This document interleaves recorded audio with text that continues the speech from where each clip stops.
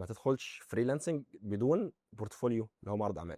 لازم ان انا عايز كورس يكون كامل وفيه كل حاجه انا عايزها، والا ايه مش هتعلم. دي الحركه الخادعه اللي بتحصل لاي حد داخل مجال الفريلانسنج. اول ما عملت اكونت جالك شغلانه؟ لا خالص، استلمت الفلوس مش عارف اعمل بيها ايه. يعني استلمتها على الموقع؟ استلمتها على الموقع بس انا فرحان بيها على الموقع، ما انا مش عارف اعمل بيها ايه، هي على الموقع. رغم ان انت اترفضت، بس انت ما زلت مصمم ان انت تعمل الواجب بتاعك. بس يعني المكنه بتطلع قماش. الحمد لله. تسحب ازاي القماش ما كانش شاغل اهتمامي خالص. بس يعني ايه بقى مهارات الفريلانس؟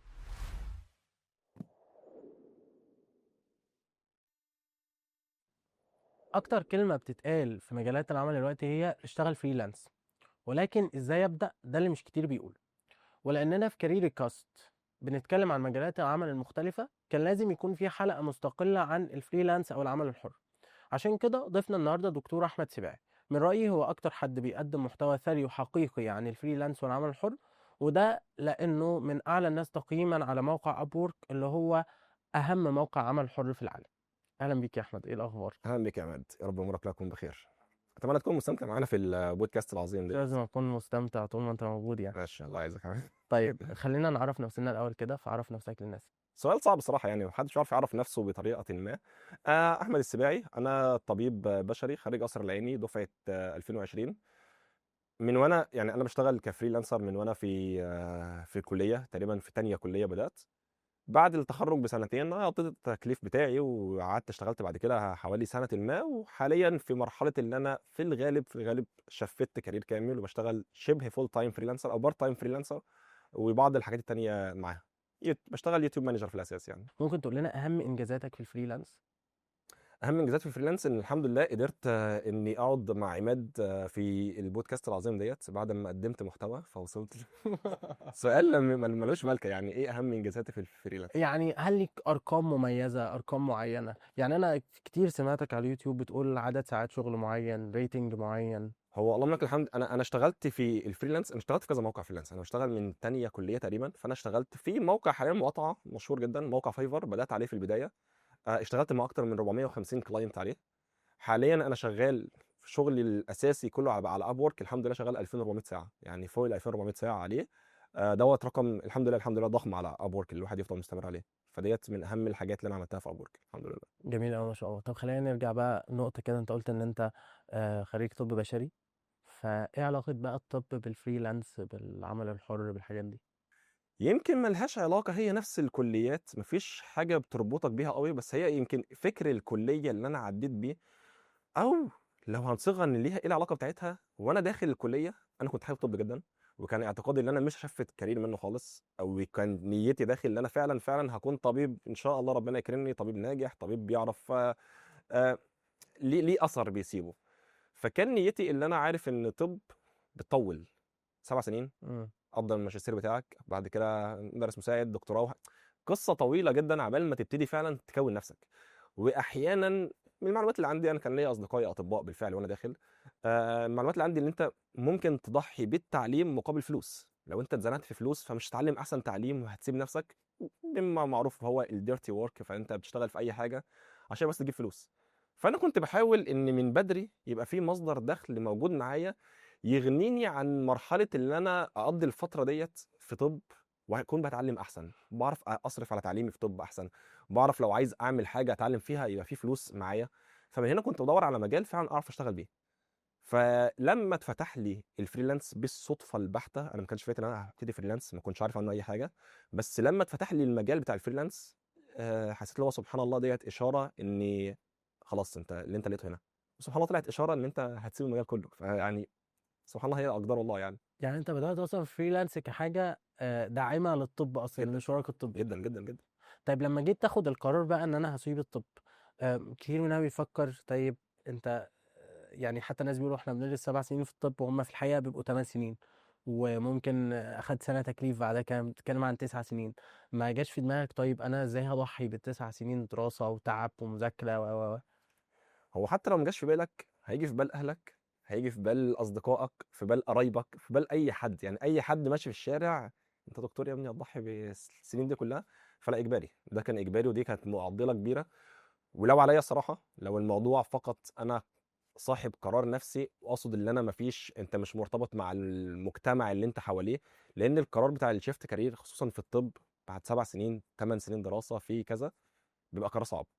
قرار صعب متوقف عليه كذا حد، كذا حد حاطط ايه الواجهه الاجتماعيه، مش ليك انت لوحدك، ليك وللوسط المحيط بيك وكذا حاجه. فلا، كان قرار صعب جدا، قرار اخذ مني سنين. فعشان كده بقول لك، لو كنت انا صاحب قرار نفسي بدون بقى ابعاد اللي حواليه، كان زماني سايب طب في 5 6 كليه. ده حقيقي. فانا اتاخرت في الخطوه ديت لان ما كانش قرار صح بالنسبه لي. طب ازاي قدرت تحسمه بقى؟ هو سبحان الله قدرت احسمه من ان انا حسيت ان انا مش عارف ادي في الاثنين. وبعد كده مثلا مع زوجتي ومع اصدقائي المقربين اللي عارفين خلاص سباقي طموحهم ماشي ازاي، كذا نقاش دخلته مع الاهل كمان لما بداوا يحسوا ان خلاص. طبعا في الاول كان في رفض قاطع، بعد كده الموضوع بيتكرر تاني. سباعي مش حاسس نفسه انا بحب طب جدا. وانا بالمناسبه كان الحمد لله في التكليف بتاعي، انا كنت قضيت التكليف بتاعي في الاقصر 7 شهور. الناس كانت بتحبني جدا لان انا حد الحمد لله لساني طيب مع المرضى، ودي كانت نيتي لله خالص ان انا هتعامل بشكل كويس ما. وانا بسيب طب وبضحي بيه. كان قرار صعب بس حسمته عشان ما جعل الله الرجل من قلبين في جوفه. انا مش لاقي نفسي هنا، مش لاقي نفسي هنا، ولا عارف اكون طبيب شاطر، ولا عارف اكون فريلانسر شاطر. الاثنين مأثرين على بعض بشكل ما، مش عارف انجح فلا في دي ولا في دي. فلا يعني اتحسمت في النص بقى بعد قرار مع الاهل، الزوجه، الوالد، الوالده، ربنا يبارك فيهم، اصدقائي المقربين اللي فاهمين حياتك. لان القرار دوت لو قلته لاي حد طبعا هيسوحك، لازم يكون حد عايش حياتك، فهو اللي يعرف يفيدك بجد فيه. وسبحان الله في الاخر القرار اتاخد بقى مره واحده خلاص. انا هكذا. جميل أوي. أصلا في نقطة كده بيقولوها هي معضلة في اتخاذ القرار. الفكرة اللي هو أنا بدرس طب 8 سنين، فأنا مش عايز إن أنا أسيب الطب عشان ما أضيعش 8 سنين ده. بس اللي هو بيحصل حقيقة إن أنت بتقعد، أنت بتضيع سنة كمان وسنة، يعني بتلاقي نفسك إن أنت بتزود التكلفة اللي عليك. فلا خلاص، أنا مش شايف إن ده الطريق المناسب معايا يعني. فلا خلاص، أنا هاخد القرار في الوقت ده. في نقطة كمان أنت ضفتها، ألا وهي إن الطب زي ما احنا بنقول رسالة سامية وفي أثر وكده. ولكن أنا شايفه إن هو أنت تقدر أنت تترك أثر في أي مجال تدخله بنيتك على حسب أنت هتأدي إيه. يعني أنت حاليا دلوقتي ما شاء الله عندك 120 ألف سبسكرايبر على اليوتيوب، عندك متابعين على الفيسبوك، بتقضي رسالة، بتساعد الناس إن هم يكسبوا فلوس، بتساعد الناس إن هم يشتغلوا. فبالتالي ده أثر تاني ورسالة تانية. طيب لما أنت بقى سبت الطب ودخلت الفريلانس، يعني إيه أصلا فريلانس؟ يعني إيه عمل حر؟ يعني قبل ما ننطلق بس الحته ديت، انت ذكرت حته برضه في الطب عموما او اي كليه عموما، ان دوت حاجه مهمه جدا. انا بس عايز اقول لما انا سبت طب، وهنرجع بعد كده ان شاء الله السؤال دوت، انا ما ضحيتش ب8 سنين. انا بس اللي انا عايز اوصله ان ال8 سنين ديت، ما هي كانت 8 سنين انا قعدت فيها مع ناس، مع فكر الدراسه نفسها اثرت في فكري. آه، انا كملت فريلانس بسبب الطب نفسها. انا المجال قلت لك انا دخلته عشان عايز حاجه تصرف عليا، فلما لقيت فريلانس يمكن لو كنت دخلت كليه تانية ما كنتش كملت فيها. اصدقائي اللي كانوا موجودين معايا في الكليه كان ليهم اثر كبير في تثبيتي في حاجات في الفريلانسنج. انا كنت في فتره ما انقطعت عن الفريلانس، واللي رجعني اصدقائي اللي في الكليه بالفكر بتاعي الشبيه. انا شفت اخلاص لناس كتير في الكليه، من دكاتره ومن مواقف اتعرضت ليها ومن مرضى اتعاملت معاهم. ده كله ساب انطباع في سباعي هو اللي مخليه حتى الان مكمل فريلانس. فهي سبحان الله اقدار الله بيسوقها ليك ان هي توصلك للحاجه النهائيه. فدي بس النقطه اللي حبيت اكملها لكلامك. ان هل انا ندمان بال8 سنين ضحيت بيهم؟ انا رافض فكره ان انا كنت ضحيت بيهم. انا ما ضحيتش بيهم نهائي، هم مكملين حياتي حاليا. فديت نقطه بس محتاج. كل خطوة وكل حاجة انت بتاخدها هي بتأثر في عقليتك، بتأثر في تكوينك، بتأثر في شخصيتك، وبتخلي كل واحد فينا هو يونيك ستوري، او هو شخصية مميزة بالقصص المختلفة اللي هو مر بيها. ودي حقيقة فعلا. طيب عرفنا بقى يعني ايه عمل حر، يعني ايه فريلانس، لحد ما يعرفش خالص اول مرة يسمع كلمة فريلانس. فريلانس هي جايه من فري، اللي هو مفترض ان هو حد حر نفسه في الشغل، بيشتغل عمل حر. عمل حر يعني ايه بالمفهوم المتعارف عليه حاليا؟ فريلانسنج احنا في مواقع دلوقتي على الانترنت، شركه كبيره دايما بعرفه بشكل مول، حد داخل مثلا مول ما. المول ديت هي الشركه او الموقع. المول دوت فيه محلات كتير اللي هم الناس اللي بتبيع خدمتهم. مول البستان، في ناس بتبيع مع موبايلات، في ناس بتبيع لابات، بتصلح لابات، كل واحد بيقدم خدمته. فالمول دوت هو الموقع. في ناس اللي هم انا الفريلانسرز المتعارف عليهم، عندنا خدمه ما بنعرضها على الموقع دوت. الموقع دوت عامل تسويق جبار جدا ومعرف نفسه اللي انا اللي بيشتغلوا المهارات دي كلهم موجودين عندي. فبيدخل العملاء بسبب التسويق الماركتنج اللي عامله للموقع دوت، بيدخل العملاء فبيدوروا على الفريلانسرز اللي شغالين. فبيشوف مثلا حد عايز يعمل له ديزاين للبوست بتاعه الفيسبوك بوست مثلا، فهو عارف ان انا هدخل على الموقع دوت، هروح منزل وظيفه انا عايز حد يعمل لي كذا، فيبقى موجود الفريلانسر اللي هو انا وعماد وغيرنا كتير بنشتغل نفس المهاره ديت، فبنقدم عليها، اتقبلنا الحمد لله، بنشتغل مع بعضينا، بيسلمني الفلوس اللي الموقع بيحتجزها، انا بخلص الشغل بسلمه باخد فلوس من الموقع. فهي موقع وسيط بيوفق ما بين الناس عندها مهارات وعملاء طالبين المهارات ديت، بنشتغلها ونسلمها ونستلم. طب هل ان انا اشتغل فريلانسر لازم ان انا اشتغل من خلال الموقع ده؟ على حسب انت هتشتغل فريلانسر ايه. هي المفهوم متعرف في فريلانسر ان انت بتشتغل عن طريق مواقع، انما في ناس بتشتغل فريلانسنج على السوشيال ميديا عادي، يعني لينكد ان بيجيب شغل للناس كتير. اي حد بيشتغل، بالنسبه لي اي حد بيشتغل من البيت عن طريق اللابتوب بتاعه الموبايل بتاعه بدون ما يتقابل مع شخص معين هو فريلانسر. الشركات نفسها لما بدأت في فترة كورونا وهكذا شغلت الناس جزء منهم كفريلانس قاعد في بيته بيشتغل معاهم. فهل لازم تشتغل على الموقع بقى المتعارف اللي هو اب وورك خمسات مستقل والليله ديت؟ لا، في حاجات تانية كتير ممكن تشتغل مع شركه كبارت تايم من البيت وتعرف عليه ان انت كده انت فريلانس بارت تايم. فانت شغال من بيتك، شغال من الكورك سبيس بتاعتك، من اللاب بتاعك، مش بتنزل مقر معين يعني. مم. بس خلينا هنا نفرق برضو ما بين فكرة work from home، او انت فرق لي برضو ما بين ان انا هشتغل من البيت as a part time full time، وان انا لا شغال مع شركة as a freelancer. هل في فرق بين الاثنين؟ ممكن عماد يضيف النقط ديت، يعني انا مش هعرف افرق بينها قوي الصراحه. يعني انا لو انا شغال as a full timer او part timer فانا ملتزم بعدد ساعات عمل، صح كده؟ حلو مظبوط. وبقبض مرتب ثابت في اخر الشهر سواء في مشاريع او مفيش مشاريع. لو انا شغال فريلانسر مع الشركة بشتغل بنفس الطريقة؟ الفريلانس حاليا بقى في نفس الطرق. سابقا كان الفريلانس فقط انا حد بشتغل بروجكت معين، مطلوب منك، انا اقول له والله هاخد 3 ساعات مني، هشتغل البروجكت دوت، اقول له اخد 3 ساعات حاسبني عليهم، مع السلامه، هذا فراق بيني وبينك. طب رجع لي تاني بروجكت تاني، تعالى نشتغل فيه ساعتين مع السلامه. هكذا حاليا انا بشتغل على موقع اب وورك، حتى المواقع نفسها بشتغل اب وورك، فبشتغل مع ناس بارت تايم فانا ملزم معاهم، احنا بشتغل في اليوم انت معاك 3 ساعات، واشتغل مع كلاينت تاني 3 ساعات يوميا، 5 ايام في الاسبوع، من كذا لكذا انا موجود معاك، ادخل كلمني. فبقى نفس النظام المتعارف عليه بقى ورك فروم هوم. فبقوا الاثنين المفترض ان ورك فروم هوم مع شركه وهكذا، انت في كونتراكت معين هشتغل بالشكل الفلاني، اخر الشهر بقبض فيكسد برايس، سعر ثابت. نفس النظام ما بيحصل في مواقع الفريلانسنج، نفس النظام بقى متعارف عليه. المفترض ان انا في الفريلانسنج حر، اشتغل وقت ما احب ما اشتغلش وقت ما احب، بس بقى في الانواع كلها. ممكن تشتغل فول تايم فريلانسر، عشان كده بقى في ناس فول تايم فريلانسر اللي هي ورك فروم هوم مع شركات على مواقع زي اب وورك. اب وورك فيها شركات عملاقه جدا صارفه ملايين الدولارات عليها، وبيشغلوا ناس بعقد فريلانسنج فول تايم 8 ساعات في اليوم، 5 ايام في الاسبوع، لمده شهر، ومن خلال ابورك من برضه، خلال اب وورك. من خلال الموقع نفسه. جميل أوي. يعني احنا ممكن نقول دلوقتي ان انواع العمل دلوقتي انا ممكن اشتغل فول تايم او دوام كامل من الشركه، اللي هو انا بنزل الشركه. في عندنا هايبريد اللي هو انا بنزل الشركه مثلا يومين او ثلاثه وبشتغل من البيت يومين. وفي عندنا ان انا بشتغل حر، او اللي هو العمل من المنزل. العمل من المنزل ده ممكن يكون مرتبط بعدد ساعات مع الشركه، وممكن ان انا اكون لا بشتغل بير بروجكت او بالبروجكت. والله انت ترجم لنا الثلاث صفحات دول وهتاخد عليهم 20 جنيه مثلا، تمام كده. هي دي طرق العمل يعني. دوت ملخص احسن بكتير. هي فعلا الفريلانسنج متعرف عليه هي البير بروجكت، اشتغل البروجكت كده وخلصت خلاص، دوت المفهوم اللي متعرف عليه وسط الناس، فدوت يعني احنا لكن طبعا زي ما انت قلت كده الموضوع توسع خلال الفترة اللي فاتت، حتى على المواقع انت ممكن تشتغل بعدد الساعات يعني. طيب، عايزين نرجع بقى. ليه انت قلت لي ان انت اشتغلت فريلانسر بالصدفة؟ لا، عايزين نرجع بقى قبل اصلا تشتغل بالصدفة. ازاي الصدفة دي جت اصلا؟ يعني احكي لي كده عن اول شغلانة جات لك. اول شغلانه جات لي ولا اول عرفت الفريلانسنج ازاي؟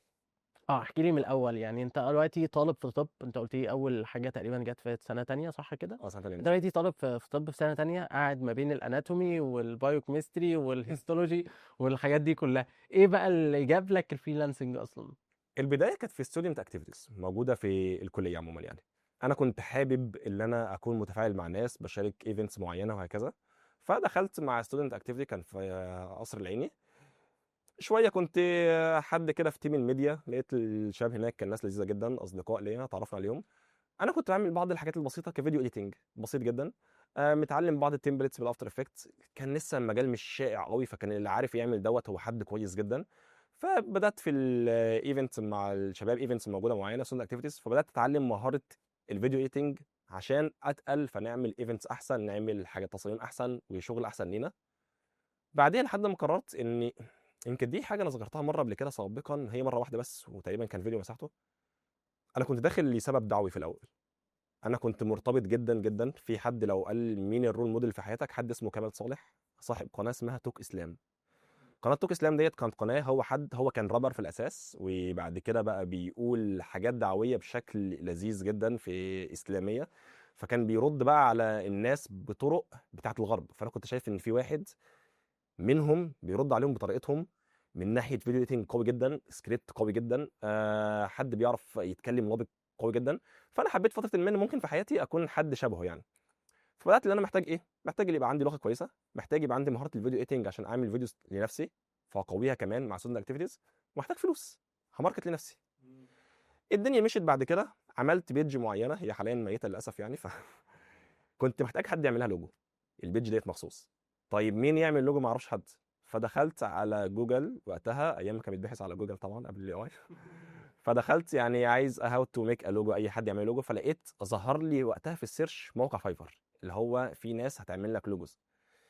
انا دخلت حد يعمل لي لوجو، فلقيت في بحر كبير في فايفر، اول مره اسمع عنه، اول مره اعرف ان في اصلا حاجه بالمنظور دوت اللي ينفع اشتغل مع ناس. دخلت فايفر، شفت الناس اللي تعمل لوجوز، تحت شويه لقيت في ناس تعمل حاجات تانية. خرجت الموقع لقيت في ناس تعمل فيديو ايديتنج. انا بعرف اعمل دوت، المهاره دي مطلوبه، ده واخدت عليها فلوس، ده واخد كذا. نسيت البيج، نسيت اللوجو، كل حاجه. عملت الاكونت بتاعي على فايفر، وده كان اول اكتشافي لمجال فريلانس. بالصدفه البحته انا بسيرش على حاجه، ظهر لي فايفر وقتها، دخلت عليه، عملت اكونت، لقيت الدنيا شويه تعبت في الاول بس الحمد لله الدنيا مشيت. وممكن بقى نروح لاول كلاينت بعديها. قبل ما نروح لاول كلاينت، انت قلت لي انت اتعلمت فيديو اديتنج، اتعلمته ازاي برضه؟ يوتيوب. يعني انت اصلا ايه اللي خلاك تتعلم فيديو اديتنج؟ انت عايز تعمل فيديوهات زي كمال صالح ده، حلو. صح كده؟ فبدات تبحث على اليوتيوب ويطلع لك حاجات تتعلمها. كنت ببحث على اليوتيوب على اللي انا عايز اعمله ايه بالظبط. كمال صالح كان بيعمل حاجات، انا برضه كنت في ستودنت اكتيفيتي وقتها، فمعايا ناس شويه فاهمه. فلما كنت بوريهم الفيديو، هو دوت عامل ازاي، فيقول لي دوت ايفكتس معمول كذا، افتر ايفكتس، طب دوت مش عارف دي فيجوال ايفكتس. فانا بدات احاول اتعلم اللي هو بيعمله. فتعلمت. انا بالاساس انا حاليا يوتيوب مانجر. انا في الاساس كنت شغال ايه، فيديو اديتور. كنت افتر افكت دي اول حاجه اشتغلت بيها على مواقع الفريلانسنج، ودي كانت اول جوبس ليا اشتغلت بيها. فانا اتعلمتها من هنا. كنت باخد الفكره الاسم ايه، واروح ابحث على اليوتيوب هاو تو ميك كذا مخصوص، فيوديني ازاي تعمل الحكايه ديت. طب هاو تو ميك كذا. ما كنتش لاقي بلاي ليست كامله تاخدني من حد مبتدئ لحد بروفيشنال. فكنت ماشي بالتقطيع، انا عايز بس ده ما منعكش ان انت تتعلم، مش اللي هو بقى ايه، لازم ان انا عايز كورس يكون كامل وفيه كل حاجه انا عايزها والا ايه مش هتعلم. لا خالص الصراحه. انا كنت يمكن عشان كنت حابب دوت، يمكن مش عارف. انا برضه مش عارف الوم على النقطه ديت، اللي واحد عايز حاجه تاخده من الف للياء، لان احنا في فتره مشتتات كتيره جدا. فلو سبت لحد وقلت له اتعلم كذا، للاسف حاليا هيسرح. فهو انا عارف الناس محتاجه حاجه من الالف للياء، تاخده من الالف للياء، ودوت صعب. اللي بيعتمد على كده بيبقى صعب يكمل. لو هو حابب هيدوس مهما كان، هيجيب المعلومه من هنا فيديو وهيروح يدور على فيديو تاني. ما دام هو حابب المجال هيدوس فيه. هو انا شايف صراحه النقطه المؤثره قوي هنا هي نقطه الحركه والسعي. حقيقي. انت كنت بتتحرك. انا دلوقتي دخلت الكليه، بس انا مش بس بدرس في الكليه، لا ده انا بدخل ستودنت اكتيفيتي، بسمع لحد زي كمال صالح، وبالتالي بلاقي حاجه محتاج ان انا اتعلمها فببحث. وبالتالي مهاره اصلا البحث، مهاره ان انت تدور، مهاره ان انت تعرف ان انت تبحث عن معلومه وتتعلم مع نفسك، دي من اهم مهارات العصر حاليا. وشايف هي دي المؤثره اللي جابت لك حاجه وراح جابت لك كمال صالح، بعد كده جابت لك ستودنت اكتيفيتي، بعد كده جابت لك طيب عايز اعمل لوجو، جابت لك فايفر، بعد كده دخلت فايفر لقيت الله ايه ده في ناس كتير هنا بيشتغلوا بالمهارة بتاعتي. دخلت انت على فايفر وعملت اكونت، اول ما عملت اكونت جالك شغلانة؟ لا خالص. ايه اللي حصل بقى؟ اول ما عملت اكونت على فايفر، طبعا انا مش فاهم. انا حد داخل مش عارف ايه اللي انا بعمله دوت، بس انا شايف في ناس معاها فلوس. فانا شايف ان في ناس معاها فيدباكس. انا عملت الحركه اللي للاسف مع احترامي لصناع محتوى كتير في الفريلانسنج، او ناس كتيره بتقول بص دوت كسب كام عشان بيعرف يعمل كذا، لو انت اتعلمت المهاره ديت هتجيب كذا. فيضرب هو عنده كام فيدباك، عنده 1000 فيدباك، الشغلانه ب 30 انت كسب $30,000 تعرف تعملهم من البيت. ده كان المفهوم بتاعي، ودوت دي الحركه الخادعه اللي بتحصل لاي حد داخل مجال الفريلانسنج. اللي هو انا داخل حاليا فبعرف اعمل فيديو ايتنج، فبحثت على فايفر فيديو ايتنج، فظهر لي الناس الناجحين في فيديو اديتنج، فلقيت دوت معاه 500 فيدباك، دوت معاه مش عارف 400، ده معاه 1000، ده معاه 10000. ف 10000 في 100 ما شاء الله دوت كسب بس المبلغ دوت من الدولارز. فانا هعمل نفس الحكايه $100,000. فانا بعد سنتين معايا 100,000 اسيب طب اعمل لي مرسيدس بالظبط. وانا على المالديف اتفسح مع نفسي وهكذا. فدوت المفهوم بتاعي، ودوت الحركه اللي بيلعب عليها ناس كتير في مجال الفريلانس. ودي هتلاقيها منتشره ريلز كتير، يعني حتى لو مش بشرح محتوى فريلانسنج بس لو ازاي تكسب كذا، احسب اضرب ده في ده فتعمله. ده كان المفهوم اللي دخلت بيه. لما بدات بالمفهوم دوت، قدم بقى خلاص. انا عملت حاجه، عملت بروجكت عادي جدا، نزلت ديسكريبشن بسيط اللي عملته وقدم. انا قدمت 390 مره. 390 مرة 390 مره. كان فايفر ساعتها بتسمح لك ب 10 مرات في اليوم. اليوم. انا اتقبلت بعد بالظبط 39 يوم. كل يوم بتقدم على 10 شغلات. كل يوم بقدم 10 بدخل كده. انا كان رسميا لازم كل يوم مش هنام قبل ما اقدم ال 10. كانت اعتقد الساعه 2 بالليل بيبتدي يحصل ريسيت للتقديم. قبل الساعه 2 بالليل انا مقدم على 10. فانا مقدم عشان الغرض اللي انا مقدم. تعمل الواجب بتاعك. فمش فاهم انا بقدم ازاي، مش عارف اعمل ايه. قدمت بنفس الطريقه في كله كوبي بيست. انا مستني حد يكلمني، انا بقى مش عارف المفروض اعمل البروفايل بتاعي عامل ازاي، الدنيا ماشيه ازاي. اول حد كلمني بعد فعلا 9، انا حتى كنت منزل فيديو قبل كده اللي هو يوم 9 يناير 2017 انا عملت الاكونت بتاعي على فايفر 1 ديسمبر 2016. بعد 39 يوم حد كلمني، ودوت اللي اشتغلت معاه اول بروجكت. كل يوم بتقدم 10 شغلانات لمدة 39 يوم. الشخص ده كلمك في اليوم ال40. في اليوم ال 40 عملت معاه ايه بقى؟ احكي لنا عن الشخص ده. حرق احداث. اشتغلت معاه 10 ساعات وما قبلش البروجكت. عملت ايه بقى معاه؟ ان هو كان طالب بروجكت ما كده، كان تقيل بالنسبه لي جدا، الكمبيوتر بتاعي ما يستحملوش. نزلت بعد ما اتقابلنا واتفقنا في كل حاجه، نزلت مول البستان، استلفت فلوس من والدتي وقتها كانت 2200 جنيه. انا فاكر عشان انا كاتب ميموري، كاتب انا استلفت من والدتي كام حاليا ورايح اعمل ايه والدنيا كلها. نزلت مول البستان، كنت انا محوش حاجه بسيطه، كملت عليهم، جبت بي سي ساعتها يعرف اشتغل بيه الشغل دوت. رجعت طبقت 10 ساعات، سلمت الشغل للكلاينت. آه، ما كنتش حامل الشغل بتاعي، بعت له البروجكت على طول، مش بعته حتى في قائمه الكونتراكت ولا اي حاجه. مش فاهم الدنيا ماشيه ازاي، انا بخبط حد. الحمد لله الحماس، من كتر الحماس انا متلخبط. يعني انا عايز اشتغل دلوقتي، اجيب البي سي دلوقتي، هسلم الشغل دلوقتي، طبقت دلوقتي، سلمت الكلاينت، مستني بقى اللي انا هاخد اول فلوس ليا. الله اعلى واعلم. اخده بعد كده، قال لي مش حابه للاسف، قال لي مش عايز البروجكت. كان البروجكت ده بكام؟ كان ب $10. $10. عشان انا في سكرين شوت بقول له طيب ينفع نعمله ب $5؟ بس فانا اي اعمل لك فلوس، ديسكاونت. حتى خليني اخلي الفلوس بالظبط 2200 اي جنيه حاجه، انا عايز اي مم. حاجه. فاترفض في الاخر. كان ايه شعورك وقتها بقى؟ قاسي جدا الصراحه، قاسي جدا جدا. بقيت حاسس اللي هون عليا والدتي حقيقي فعلا، هي مش فاهمه انا بعمل ايه، ومش عارفه انا اصلا نسيت اجيب البي سي ليه. انا مش فاهم انا بعمل ايه، فما بالك بيها هي. فيعني انا كنت معترف دوت. فانا بقيت متضايق، مش متضايق من اللي انا الفلوس اللي استلفتها خلاص، انا استعمل بي سي هلعب عليه جيمز عادي، مش فارق معايا. بس طب ايه المجال اللي انا اتحمست له وحبيته؟ هل ديت الدنيا اللي ماشيه عليه؟ هل النصب ده المعتاد؟ طب مش هشتغل. فكان صعب جدا يعني. سبحان اللي خلى الواحد يكمل بعديها. والدتي هونت عليا وقتها لان حاسس ان انا متضايق، شايفاه واحد مطبق وقتها وانا طالب في طب مطبق 10 ساعات وقاعد بعمل حاجات معينه، وسلمت في الاخر انا متضايق، فمش عارف متضايق ليه، فما اتقبلتش. وسبحان الله بعديها بيومين جالي اول واحد تاني واشتغلت. معلش بقى، اليومين دول كنت بتقدم برضو على 10 شغلانات فيهم، ولا انت عملت ايه؟ بقدم برضو يعني بقدم انت خلاص. رغم ان انت اترفضت، بس انت ما زلت مصمم ان انت تعمل الواجب بتاعك. انا الواجب بتاعي انا كنت محتاج فلوس عشان اعمل، ما زال كمان صالح في الخلفيه ما قبل ان انساه. فلسه يعني انا كنت بالنسبه لي ان كان في هدف، مش عارف هل هو اللي فارق معايا وقتها ان انا كنت فعلا مكمل، بس انا حبيت المجال ولسه كمان صالح في الخلفيه، فانا محتاج فلوس. فلسه انا في مرحله ان انا هجيب فلوس عشان هرجع للشغف بتاعي. فكملت الواجب. هل دوت كان السبب ولا لا؟ مش عارف احدد الصراحه. هو طبعا في توفيق من ربنا، بس هنا النقطة اللي أنا حابب إن أنا أركز عليها، فكرة إن أنت do your homework. أنت دلوقتي الواجب بتاعك إن أنت تقدم على شغل. أنا هقدم على شغل. طيب أنا اترفضت، أنا برضو بقدم على شغل، بقدم على نفس 10 شغلات. أنا فاكر إن أنا سمعت لك فيديو مرة، وكان صراحة كلمة جميلة قوي. كنت بتقول إن أنا كفريلانسر، أنا كنت حاطط إن أنا كل يوم بشتغل ساعتين كفريلانسر. الساعتين دول ممكن في الأول بقدم على شغل، بعد كده بقى منهم ساعة بشتغل وساعة بقدم على شغل. بس انا في عندي ساعتين فريلانسر. فكره ان انت تحدد وقت معين تشتغل فيه على حاجه معينه، هي دي اللي بتكون ليها الاثر الايه، ليها الاثر الاكبر يعني. طيب تاني شغلانه بقى اللي هي جات لك بعد يومين دي كان ايه؟ احكي لنا عنها برضه. في خلال اليومين انا كنت بعمل ماي هوم ورك واكتر من الهوم ورك بقى، لان انا كنت خلاص ساعتها بقدم على شغل 10 هم. بس انا كنت عايز افهم الموقع، لان انا شفت ان في فلوس هتجيلي 10، فانا عارف الموقع خلاص مش نصب، انا شفت ان في فلوس جايه لي، بس الكلاينت اللي رفضه، فانا اتنصب عليا في حاجه في النص. فبدات ابحث على الموقع الدنيا مش ازاي. انا ساعتها رجعت تاني افلت 390 جوب اللي انا قدمت عليها. ايه اللي عملته صح هنا؟ طب انا كنت بقدم نفس كويست، فدوت مش هينفع بالطريقه ديت. الكلاينت دوت لما كلمني كان متحمس لحاجه معينه، فانا حاسس ان هو كان صادق في البدايه. طب ايه اللي ممكن اطوره؟ دخلت بقى على الفورم بتاعت فايفر نفسها، الفورم ده اللي هو الممتد. المنتدى بتاع فايفر نفسها.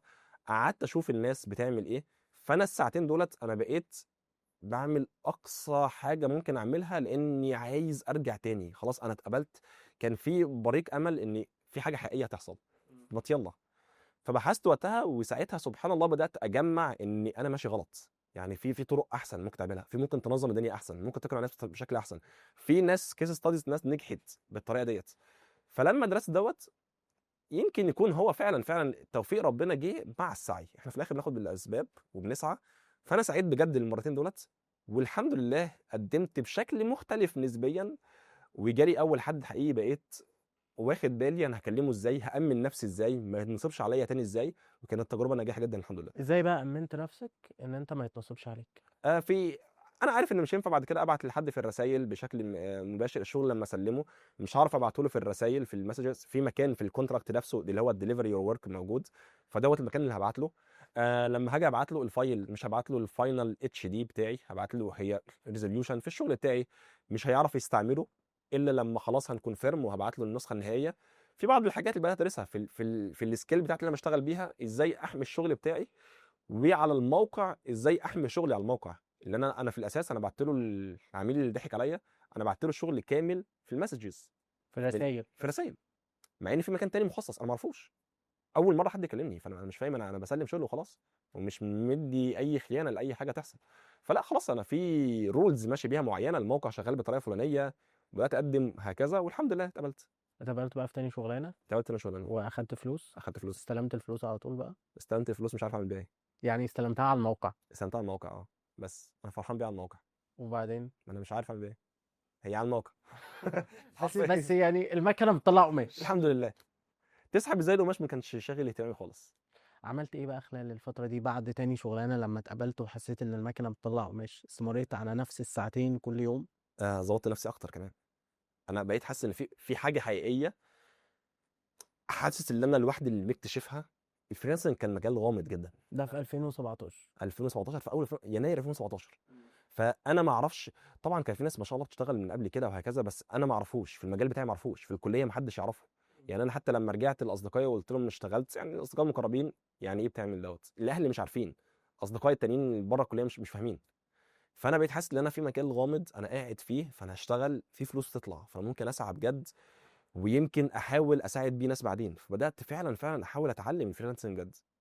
هنا انت بتقول انا بدات اتعلم الفريلانسنج غير الفيديو اديتنج او غير المهاره الصلبه اللي انت بتتكلم عليها، صح؟ مم.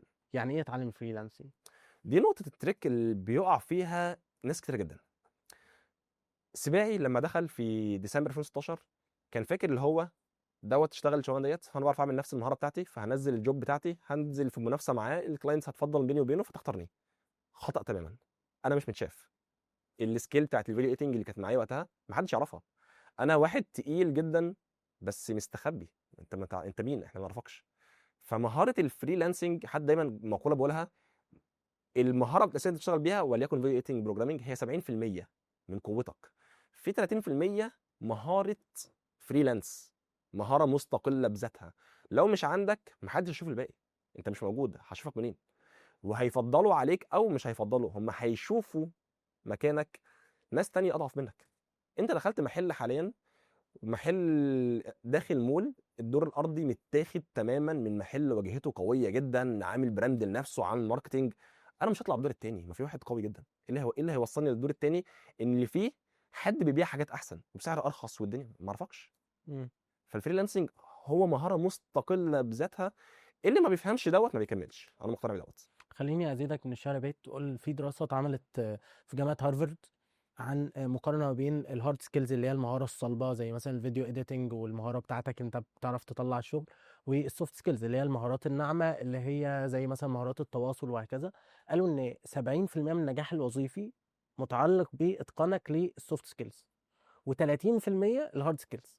يعني هي حتى هنا العكس، لا ده هو ليه، لان انت هتلاقي شخص شاطر جدا من حيث ان هو بيطلع شغل حلو قوي، بس مهارات التواصل بتاعته زي الزفت. فبالتالي الناس لا يا عم، انا اروح اشتري من عم عبده عشان بيضحك في وشي حتى لو القهوه بتاعته مش احسن حاجه، احسن ما اروح لعم احمد اللي هو مبوز وبروح له بحس ان الدنيا اتقفلت وكل حاجه. ده حقيقي جدا. ففعلا زي ما انت بتقول كده الفريلانسنج او مهاره الفريلانسنج. بس يعني ايه بقى مهارات الفريلانسنج؟ يعني انا عارف انا دلوقتي فيديو اديتنج تمام، هدخل هشوف ايه الادوات اللي احنا بنعمل بيها فيديو اديتنج فهتعلمها. لكن يعني ايه اصلا مهارات الفريلانسنج دي؟ زي ما انت قلت السوفت سكيلز اللي هي ازاي اظهر، ازاي اكون موجود على الموقع، ازاي اعرف ابلور نفسي. من ناحيه احنا لما بندخل على اكونت، انا هشرح، خلينا نلغي فايفر عشان هو حاليا خلاص احنا مقاطعينه، خلينا نشرح بس عن موقع ابورك. ماشي. انا لما دخلت ابورك فانا دخلت بكونسبت جديد، انا دخلت ابورك في 2020، فبعد 4 سنين كامله في فايفر دخلت في 2020 في ابورك، اشتغلت في النص على بيو بر اور وحاجات زي كده، فاكتسبت مهارات تانية. فلما دخلت ابورك بدات اشوف ان الكوميونتي بتاع ابورك قوي جدا، الناس اللي بتنجح فيه بتنجح لسبب ما. انا لما دخلت بدات اعمل بحث على الناس على ابورك، لان خاص اكتسبت بعض الاشياء عن الفريلانسنج، فشفت ان الناس هناك البروفايل بتاعها شكله مختلف، من ناحيه صورتهم على الموقع، بيرفعوا البروفايل البيكتشر بتاعتهم عامله ازاي بشكل فعلا زي لينكد ان، شكل منظم، مش اي حاجه انا كنت على الفايفر حاطط صورتي وانا في البحر، ده حقيقي والله فعلا، واتقبل عادي. هو كان موقع بسيط، فبقيت حاسس ان هو لا، انا الكلاينت، الناس البروفيشنال بتفصص كل حاجه، فانا مهتم جدا بشكل البروفايل بتاعي، من ناحيه الصوره بتاعتي ماشيه ازاي، من ناحيه العنوان بتاعي هيبقى ماشي ازاي، لان العنوان بتاعي هو اللي هيوصل للكلاينت انا حد فاهم ولا لا، من ناحيه الديسكريبشن اللي انا كاتبه عن نفسي، من ناحيه عرض الشغل بتاعي، من ناحيه البورتفوليو، وغير ده كله من ناحيه ازاي هوصل للكلاينت ازاي. الفريلانسنج معظم الشغل اللي بيجيبوا عليه اللي انت بتبعت عرض عمل او البروبوزال للكلاينت عشان يبص عليه فيقتنع بيك فيقبلك. فكنت انا ببعت في الاول حاجات مرحبا بك سيدي العميل، لقد قرات المطلوب جيدا واستطيع تنفيذه باتقان، وده بيحصل حتى الان مع ناس في 2025، انا كنت فاكر دوت انتهى، ما زال بيحصل بشكل كبير جدا. فانا شايف ان دوت ما بقاش بيجيب مع كلاينتس. الكلاينتس عايز تحس ان انا حد حقيقي بشتغل معاهم فعلا، عارف، مش عارف الشغل، مهتم بالشغل، عارف ازاي اطلع تفاصيل الشغل. فبقت دراسات كامله بتتعمل ازاي تكتب عرض عمل للعميل، ازاي تصيغ التايتل بتاعك. انا التايتل بتاعي العنوان انا مغيره وليكن 30 40 مره. البروبوزلز انا مقدم حتى الان على 1300 وظيفه على ابورك، اخر 400 وظيفه ولا واحده شبه الثانيه، ولا واحده شبه ولا الهوك الداخله، ولا واحده شبه الثانيه. كنت في الاول بعمل كوبي بيست فاشله جدا، انا بدرس الجوب بتاعت الكلاينت، بدرس ازاي اصيغ له العرض، فكل حاجه فعلا مهاره الفريلانس دوت اللي بيوصلني. وعشان كده اللهم لك الحمد، انا اخدت جوبس من الناس، طبعا في ناس اخدت جوبس مني، اخدت وظائف من ناس تقال جدا، اقوياء جدا بالمهاره بتاعتي. انا لما دخلت اب ورك دخلت بيوتيوب مانجر، كنت بنافس مع ناس تقال عني بمراحل في السكيل بتاعت اليوتيوب مانجمنت، اقوى مني بمراحل، بس انا معتبر نفسي فريلانسر اصيع منهم، مم. فعارف اصيغ البربوزه الاحسن، عارف ابلور نفسي، فموصل للكلاينت ان انا احسن منهم. خلينا نعرف اصلا يعني ايه بروبوزل. عرض عمل اللي هو حاليا المتعارف بتاع الفريلانسنج ان في وظيفه نازله، فالعميل كاتب انا عاوز حد يدير لي قناه اليوتيوب بتاعتي ويعمل لي واحد اتنين تلاته ويحقق كذا وكذا وكذا. فانت عايز تقدم على الوظيفه، بتدوس قدم على الوظيفه، فبيجي لك اكتب له انت تعمل ايه بالظبط، كانك بتبعت العرض العمل بتاعك. فالدخله بتاعت عرض العمل او طريقه الكتابه دي اول تجربه فعليه بيتعرض ليها العميل اللي هيشغلك، كانك بتقدم سي في لحد، مم. هو السي في بتاعك اللي بتقدمه. فلو قرأوا اقتنع بيك هيبتدي يدخل في المرحله اللي بعديها، اللي هو يدخل على البروفايل بتاعك يشوف الوصف بتاعك، اشتغلت مع مين، البورتفوليو، معرض اعمالك، الدنيا كلها. ما اقتنعش بيه، انت مش موجود بالنسبه له، هيعديك وهيدخل على اللي بعديك. فدي اهم حاجه انت بتصيغها في الاول، دوت الفيرست امبريشن اللي بتسيبه عند العميل. فلو بتعرف تصيغ عرض عمل قوي جدا ليه، انت قطعت 50% من مشوار الفريلانس حرفيا فقط بعرض العمل. ال 50% التانيين بتندرج على حسب معاك معرض اعمال يبين اللي انت بتقوله ولا انت بتفتي. معايا معرض اعمال يبين اللي انا بقوله، شكلك مهندم، الدنيا لذيذه، انا ارتحت لك، خلاص مفيش مشكله، يلا. ايه هو بقى معرض الاعمال، وازاي ان انا اعمل معرض اعمال يبين ان انا شاطر في الشغل ده؟ معرض اعمال هو اي حاجه انا ببعتها للعميل، فيقول له مثلا انا مثلا حاليا يوتيوب مانجر، فجميل يا سباعي انت اشتغلت مع مين؟ فاشتغلت والله مع القناه الفلانيه، او عملت كذا وكذا وكذا، فين اثباتك لدوت؟ فقول له اتفرج على معرض اعمالي. بتختلف بقى من حسب مهاره للتانيه، يعني مثلا وانا فيديو ايتنج كنت بعرض بشكل مختلف، لو انا جرافيك ديزاين في ناس بتستعمل بيهانس بشكل احسن، في مواقع معينه بتعرض شغلك بشكل معين، بتختلف على حسب انت شغال في ايه. بتختلف برضو معرض الاعمال على حسب، في ناس بتعرضه انا اشتغلت مع العميل الفلاني وخلصت له كذا كيس ستادي بشكل ما، انا خلصت اشتغلت مع العميل الفلاني عملت له كذا زي ما انت شايف السكرين شوت اهي، وبعد كده عملنا كذا وحققنا النتائج الفلانيه بشكل مهندم كده، زي اما صور تحت بعض بي دي اف معين انت رافعها على موقع معين. في ناس بتبقى معرض اعمالها، ودوت حاليا انا بقى معرض اعمالي القناه بتاعتي، قناة اليوتيوب. قناه اليوتيوب. فهي معرض الاعمال بيختلف على حسب كل فتره انت بتعمل ايه. انا بقيت حاسس ان السوشيال ميديا على فكره معرض اعمال قوي جدا لاي حد، اي حد بيشتغل في اي مجال حاليا. انا شايف ان وجوده في السوشيال ميديا، وجوده في شرحه للمهاره بتاعته، اقوى معرض اعمال حاليا. وظيفه معرض الاعمال انها تبين للعميل انت فاهم انت تعمل ايه، فيشوف نتائج حقيقيه انت عملتها، فيرتاح لك اللي انت فاهم فيشتغل معاك. اكتر حاجه بتبين للعميل اللي انت فاهم اللي انت بتشرح انت بتعمل ايه. امم. فكونك بتشرح انت بتعمل ايه، اقوى معرض اعمال على الاطلاق. انا قعدت اغير معرض اعمال كتير، وكنت بقول للكلاينت انا اشتغلت مع العميل الفلاني وعملت العميل الفلاني، مش بنفس قوه دي قناتي. خاصة ان ده مجال الشغل بتاعك. بالظبط. ولو فيديو حاليا، معرض الاعمال المشهور جدا بتاع الفيديو ايتنج بيفور اند افتر، يعني حاجه مشهوره جدا ان الريلز بتاعت اي فيديو ايتر حاليا بقى شبه اجباري يكون معاه فيديوهات. الفيديو بتاعته اللي هو معرض اعماله، فيديو ما قبل كذا وما بعد كذا، بيصور فيديو لعماد فبيقول والله دوت الرو فيديو بتاع عماد وانا بصوره اهو، عماد فاضي خالص، وجنبيه في نفس السين مقسومه نصين وانا بعد ما اشتغلت عليها بقت عامله ازاي، فالناس شايفه ده بيفور وافتر. ده اسمه معرض اعمال. فهي معرض الاعمال بيختلف على حسب انت شغال في مجال ايه، بس في الاخر ما دام بتوصل للكلاينت ده اللي انا عملته حقيقي، ده بتاعي، ده شغلي اهو، ده معرض اعمالك. بحب قوي اشبه معرض الاعمال بالكتالوج. لما انت بتدخل اي معرض اساس مثلا، فبيدوك الكتالوج بتاع الشغل بتاعهم. ف معرض الاعمال هو هنا الكتالوج، او هو طبعا بيتسمى بورتفوليو. البورتفوليو هي الكلمه الانجليزي عشان لو حد بيبحث يعني. فبالتالي انت هنا بتقول ان انا محتاج ان انا اوري العميل الشغل بتاعي اللي انا عملته بالفعل. وده بيختلف على حسب المجال. فممكن مثلا الديزاينرز بيعملوه على بيهانس ده بيحطوا عليه التصميمات بتاعته. ممكن يعملوه كبرزنتيشن او بي دي اف زي الكتالوج كده. ممكن زي ما انت قلت مثلا الفيديو اديتورز بيعملوه بفور اند افتر، او ان هم يعملوا الحاجه اللي هي اسمها شو ريل، يعرض الشغل اللي هو عمله قبل كده. كيوتيوب مانجر انت بتوري له والله دي قناه انا اشتغلت عليه. اي مجال بقى الخلاصه بتاعته ان انت مش بس تقول لي انت بتعرف تعمل ايه، وريني اللي انت عملته بالفعل. بالظبط. بس هنا بقى بيجي سؤال اساسي قوي. دلوقتي انت قلت لي انت كسباعي وبتقدم على شغل از يوتيوب مانجر، فتقول له والله انا اشتغلت لفلان وفلان وفلان. طيب ماذا لو انا لسه، بسم الله الرحمن الرحيم، انا لسه ما اشتغلتش لفلان وفلان وفلان، انا لسه بادئ؟ دايما يتقال ايه؟ الشغل عايز خبره، والخبره عايزه شغل، وندخل في معضله كده لا تنتهي. البيضه ولا اه. فازاي احل المعضله دي بقى؟ مبدئيا تحلها ازاي؟ اللي انت خلينا نحط بس قاعده صريحه، ما تدخلش فريلانسنج بدون بورتفوليو اللي هو معرض اعمال. معكش معرض اعمال ما تدخلش فريلانسنج. اعمل ايه طيب؟ اقف حاليا، اعمل معرض اعمال الاول. اجيبه منين؟ ما اشتغلتش مع حد. طب يعني هنزل بقى اشتغل؟ في ناس تقول لك انا انزل اشتغل فور فري وعشان بس اجيب معرض اعمالي. دي ما دام انت دوت الغرض بتاعك حاجه مشروعه، انا دايما بقول للناس اعمل معرض اعمال وهمي. ووهمي هنا انا ما اقصدش ان احنا نضحك على الناس، عشان دي جمله عليها يعني علامه استفهام، فاللي هو وهمي انا بفتكس حاجه مش موجوده. شوف، قبل ما تدخل الفريلانسنج انت مفترض ان انت بتعمل الهوم ورك بتاعك، بتعمل السيرش بتاعك. دي نقطه لو رجع بيا الزمن بدات فريلانسنج حاليا، فقبل ما ادخل المجال بتاعي هدخل على المواقع المشهوره، وهو اقوى موقع فيهم اب ورك اللي انا بفضله.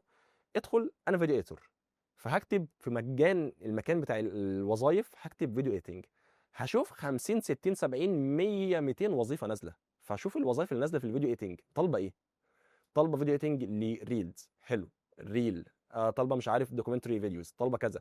بشوف في ال 100 فيديو ايه اكتر حاجه مطلوبه، ريلز تمام واخده 40 ريلز، ومش عارف 10 طالبين فيديو اديتنج بشكل معين، وناس تانية 50 يعني مثلا 20 طالبين لليوتيوب.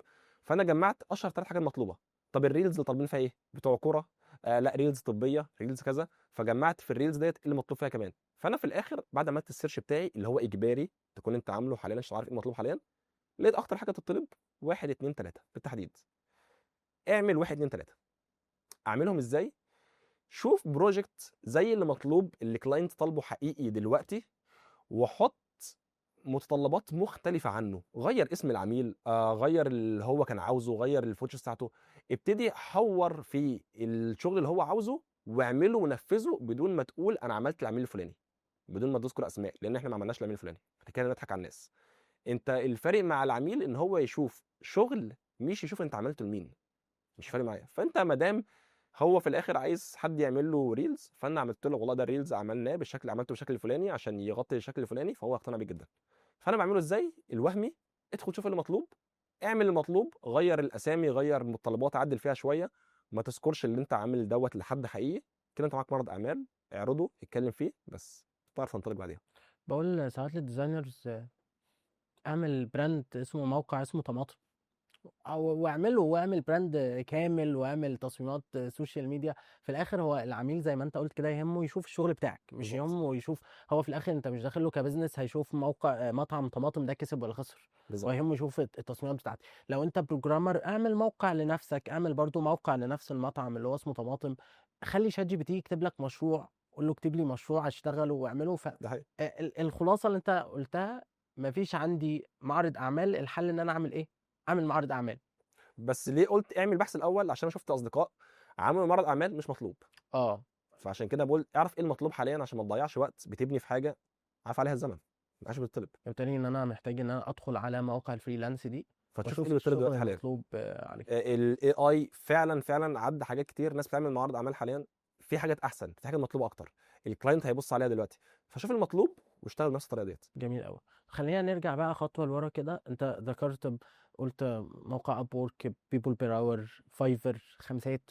انا بدخل اسمع عن على الفريلانسنج، بلاقي في مواقع عمل حر كتير قوي. فقول لي كده خريطه المواقع، ايه المواقع الموجوده، ازاي ان انا ايه الموقع اللي انا ابدا بيه، الفرق اصلا بين المواقع المختلفه. يعني احكي لي كده قصه المواقع الكتير دي. هي تختلف في الاول على حسب انت قدرتك ايه في المواقع ديت. يعني في مواقع بلغات اجنبيه. لسه بادئ خالص، لسه ما اعرفش اي حاجه عن الفريلانسنج. حد عربي جميل مننا لسه بادئ في الفريلانسنج، انا بقترح عليه دايما ابتدي في موقع عربي مش انجليزي. موقع يكون مجاني لان في مواقع بفلوس. تعرف تتعامل عليه شكل سهل، وممكن تتقبل عليه يديك الفرصه لان في مواقع منافستها شديده جدا. اكتسب فيه مهاره الفريلانس، بعد كده اعمل اللي انت عاوزه، تبقى انت عرفت الخريطه. طيب ايه خريطه الفريلانس بشكل بسيط جدا او خريطه المواقع الموجوده؟ المواقع تندرج تحت قسمين رئيسيين، حاجه اسمها جيج ماركت بليسز وريموت جوب ماركت بليسز. الجيج اللي هي خدمات مصغره، انت بتعمل خدمه بتاعتك، فالكلاينت بيدخل يبص على الموقع يلاقي خدمات بتاعت انا وعماد وكذا حد تاني، فيختار حد مننا فيدخل يكلمه، عايز اشتغل، عايزك تشتغل معايا، فانا نوافق واشتغل معاه. فدوت الكلاينت هو اللي بيجي لي. امم. التانية الريموت جوب ماركت بليسز، ان الكلاينت هو اللي بيدخل الموقع ينزل انا عاوز كذا، وانا وعماد اللي بنشوف الوظيفه فبنروح نقدم عليها. فيقول له احنا عايزين نشتغل معاك، فالكلاينت بيفاضل ما بيني وبين عماد الاحسن من اللي بيشغله.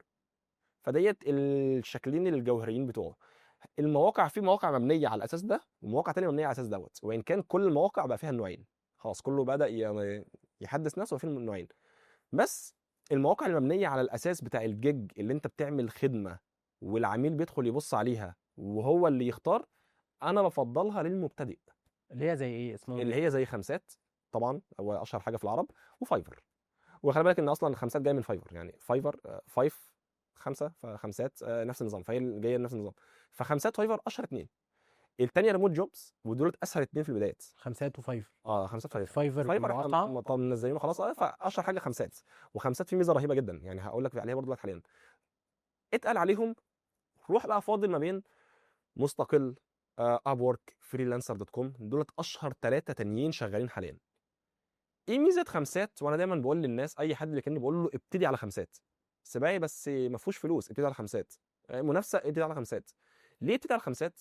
موقع عربي، فهتتعامل مع الكلاينتس الاصعب اللي هم عشان تعرف توصل لهم، والكلاينتس اللي ما بيرضوش بسهوله جدا، وهتخترع البدع وهتحاول بلغتك وهتتكلم مع دوت اهلا بيك يا صديقي، فهتشوف اللي انت بتتكلم معاه بطريقه فريندلي، مش جايبه طريقه بروفيشنال، مش جايبه طريقه كذا ببلاش في مواقع تانية فيها فلوس بتقدم عليها. فانت تكتسب خبره الفريلانسنج. وفي حته خفيه جدا في خمسات اسمها طلبات الخدمات الغير موجوده. دي انت لما تدخل عليها دي قوه خمسات الحقيقيه تتعلم فيها فريلانس. تدخل على اي حد بتلاقي العميل منزل وظيفه، ادخل عليها شوف كل اصدقائك اللي بيقدموا كاتبين ايه للعميل، فانت بتشوفهم كلهم كاتبين ايه بتشوف البروبوزال او عرض العمل بتاعه. كامل من الف للياء.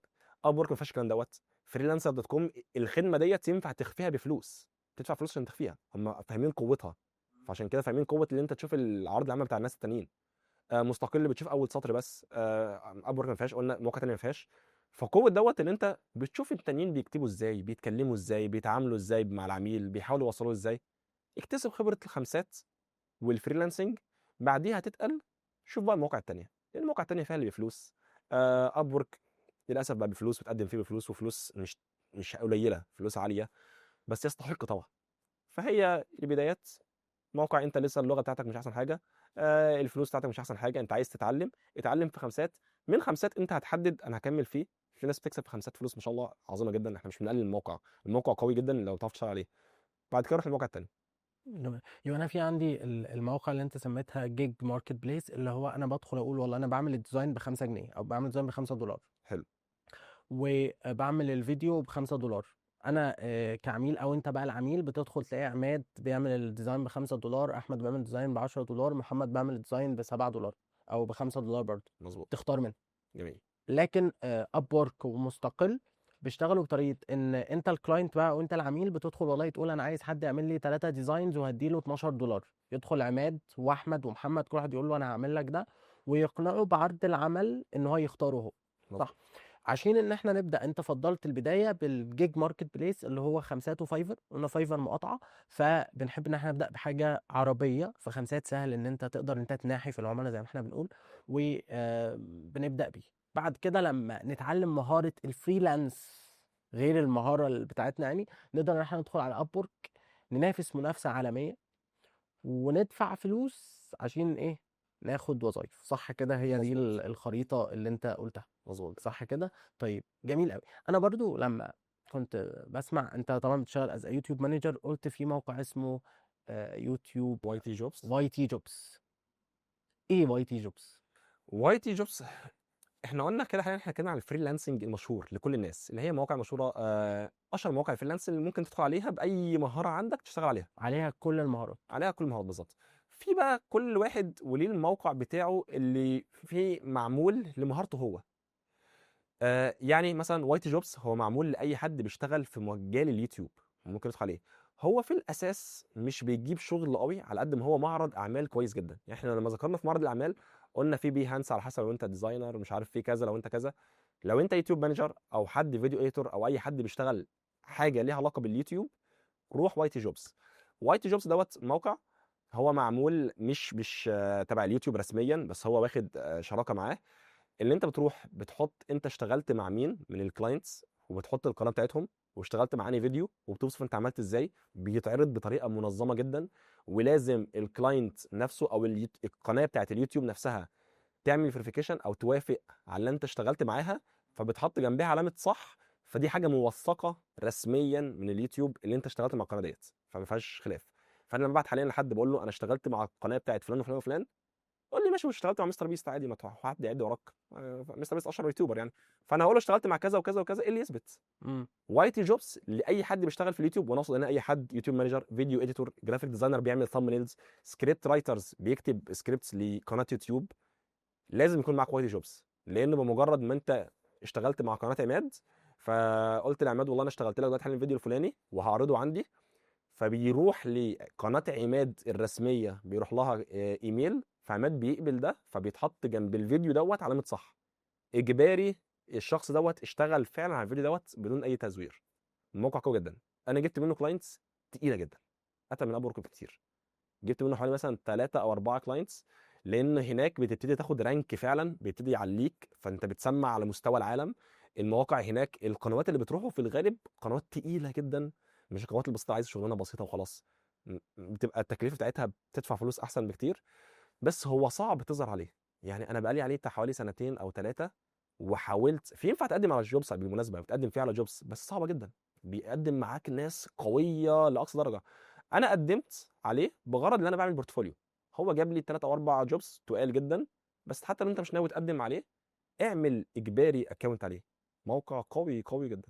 هو احنا طبعا هنتكلم في حلقة مستقلة عن اليوتيوب مانجمنت، بس انا هنا كان ممكن غرضي او نقطة بتكلم فيها ان انت برضو كل مجال هتدخل فيه هتلاقي التريكات الخاصة بالمجال. يعني انا مثلا كنت بدي كورس عن الفريلانسنج وحاجات كده للشباب بتوع الداتا اناليسيس، فلقيت الموقع الاشهر اللي هم بيعملوا عليه بورتفوليو اسمه كاجل مثلا.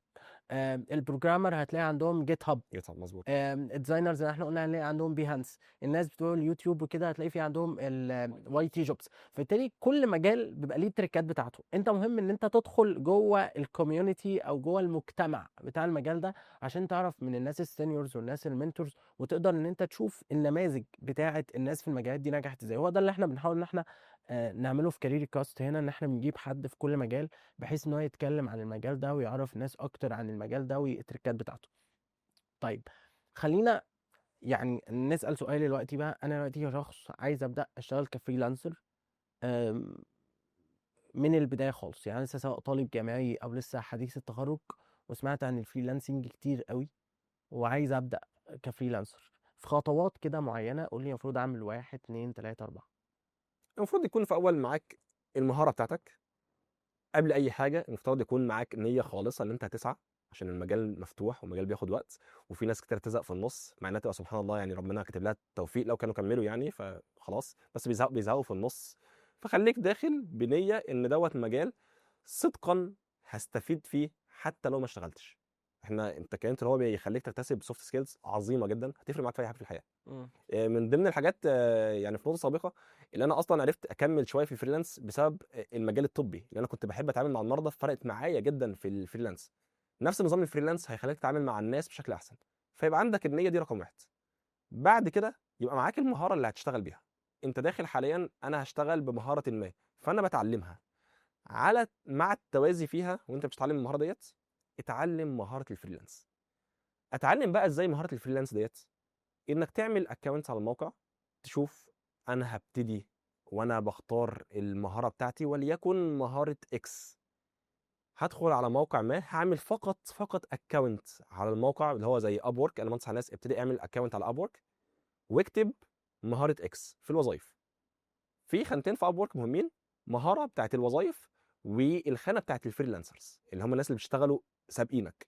فاكتب المهاره اكس في خانه الوظائف، واكتب المهاره اكس في خانه الفريلانسرز، وبص على 50 وظيفه وبص على 50 فريلانسر. شوف ال 50 وظيفه الناس تطلب فيها ايه، الكلاينت بيكتب ايه، طالب ايه دلوقتي حاليا، عايز يتعمل ايه بالظبط بالشكل الفلاني، وشوف هل انا اعرف اعمل دوت. اعرف اعمل واحد اتنين تلاته، في كذا حاجه اتذكرت ما اعرفش اعملها، اتعلم ما تعرفش تعمله ما دام هو تبعك، فتعلم دوت وشوف ان انت لسه محتاج الحته ديت. لقيت نفسي بعرف اقضي 30 40% من الوظائف اللي مطلوبه بالمهاره بتاعتي، كافي ووافي، وخلاص انت كده الحمد لله مهارتك كويسه، مع الوقت انت لسه بتتعلمها وبتتقنها. كافي ووافي للبدايه، للبدايه طبعا، وبتطور من نفسك، بتسجل الحاجات دي تشيك ليست عندك كده، اللي محتاج اتعلم تبدا كذا تتعلم. وكذا وكذا عشان اتقل. ومعلومه مهمه جدا في الامبوستر سيندروم، اللي هي الشخص اللي بيبقى فاكر ان انا مش كامل كفايه ان انا اعرف انطلق. بيسموها ظاهره المحتال. اه بالظبط. فانا لسه انا مش احسن حاجه، مع ان يا عم انت يكفيك اللي انت متعلمه، لا لا انا مش هعرف. فدايما الواحد بيحس ان هو انا متاخر جدا، وانا لا محتاج ان انا اتقل اكتر عشان انطلق، مع ان سبحان الله لو عملت الوظائف، لو عملت السيرش بتاعك، انا مقتنع لو انت مهارتك متوسطه هتلاقي نفسك تعرف تشتغل اكتر من 60 70% من الوظائف الناس اللي في الفريلانسنج. معظم الناس طالبه حاجات بسيطه مش بروفيشنال. طب البروفيشنال اعمل زي ما انت قلت تشيك ليست وتعلمها مع الوقت. فانت بس بدات ب 50 وظيفه، خليتك تكسر الرهبه ان ايه ده انا بعرف اشتغل ده، بعرف اشتغل ده، انا ينقصني دوت. فانت عملت تشيك ليست بسيطه، محتاج اتعلم كذا، بس انا حاليا الحمد لله مهارتي كافيه اعرف انطلق. بعديها اعمل 50 بحث على فريلانسرز شبهك بالمهاره اكس.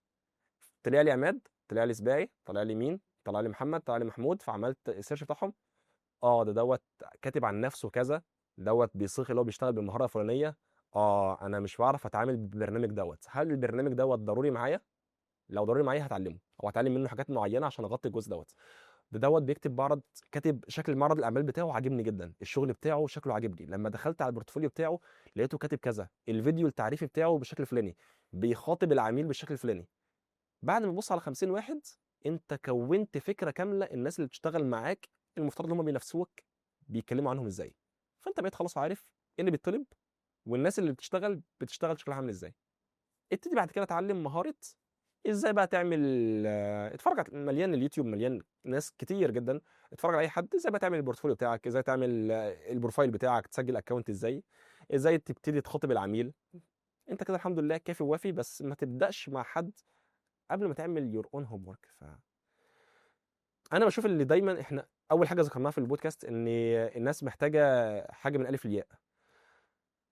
لو انت منتظر الالف للياء عشان تكمل في الفريلانسنج مش هتكمل في اي حاجه. في اي حاجه من الالف، في اي صحيح. حاجه بالظبط. فيمكن انا ذكرتها لان كان في دافع معين فبدات انطلق من هنا لهنا. بس لو انت ما عندكش دافع وخلاص، حتى اخلق الدافع بتاعك. وخربط، يعني انا دايما بقول ايه، خربط واشتغل زي ما بعض بيقول اشتغل مفعكش وهي هتظبط معاك. يعني كتير جدا احنا حتى في النقطه اللي احنا ذكرناها، انت قلت اول خطوه ان انا اختار الايه، المجال اللي انا هشتغل فيه. طبعا في نظريات منها مثلا دايموند موديل او اللي احنا بنختار بيه الكارير وكده، وفي بعض النقاط اللي احنا بنفصل فيها ازاي اختار المجال، ممكن ده نبقى يعني نوفر لها حلقه مستقله. ولكن انا شايف ان في نقطه كده معينه، انت ابدا باللي انت بتعرفه دلوقتي. مظبوط. يعني انت دلوقتي انت ضربت مثال ان انا شفت رول موديل معين، بدات انا عايز اتعلم فيديو اديتنج، طيب انا عندي المهاره دي، دخلت على فايفر لقيت في ناس بتكسب منها فلوس، اشتغلت بيها وبعد كده بدات اطور من نفسي. لكن ان انا هدخل في معضله ايه، اقعد اختار شغفي واقعد ابحث عن شغفي، لا اشتغل وشغفك هيجي. اشتغل وانت هتلاقي الدنيا هتمشي. فخلينا نرجع بقى الخطوات. انت قلت اول خطوه ان انا اختار المهاره. يعني قبل ما اقطعك بحب جدا بحس ان انا يعني يلا سباق عيش، وبعد كده بتصيغها بطريقه لذيذه جدا، اللي هو تعالى بقى سباق اللي انت قلته ده كله هلخصه لك في بوينتين ثلاثه. انا حابب الطريقه دي جدا. لا لا، ما احنا بنتناقش يعني، هو اصلا البودكاست حابب ان هو يطلع نقاشي اكتر يعني. احنا دلوقتي الخطوه الاولى اتعلم المهاره. الخطوه الثانيه ابدا ان انا اشوف يعني زي ما احنا بنقول كده في البيزنس، اعمل بحث سوق. انت هتفتح عطاره، شوف الناس اللي شغالين في العطاره اللي تحت وفي المنطقه وفي في المدينه عندك بيبيعوا ايه، وشوف الناس بيحتاجوا يشتروا ايه من العطاره. فانت محتاج تشوف الناس العملاء عايزين يشتروا ايه، فانت قلت لي شوف 50 شغلانه على ابورك. وشوف العطارين بيبيعوا ايه، فانت هتشوف 50 فريلانسرز او 50 منافس على ابورك. وبعد كده تبدا تشوف التشيك ليست، انت بتعرف تعمل ايه وما بتعرفش تعمل ايه، صح كده؟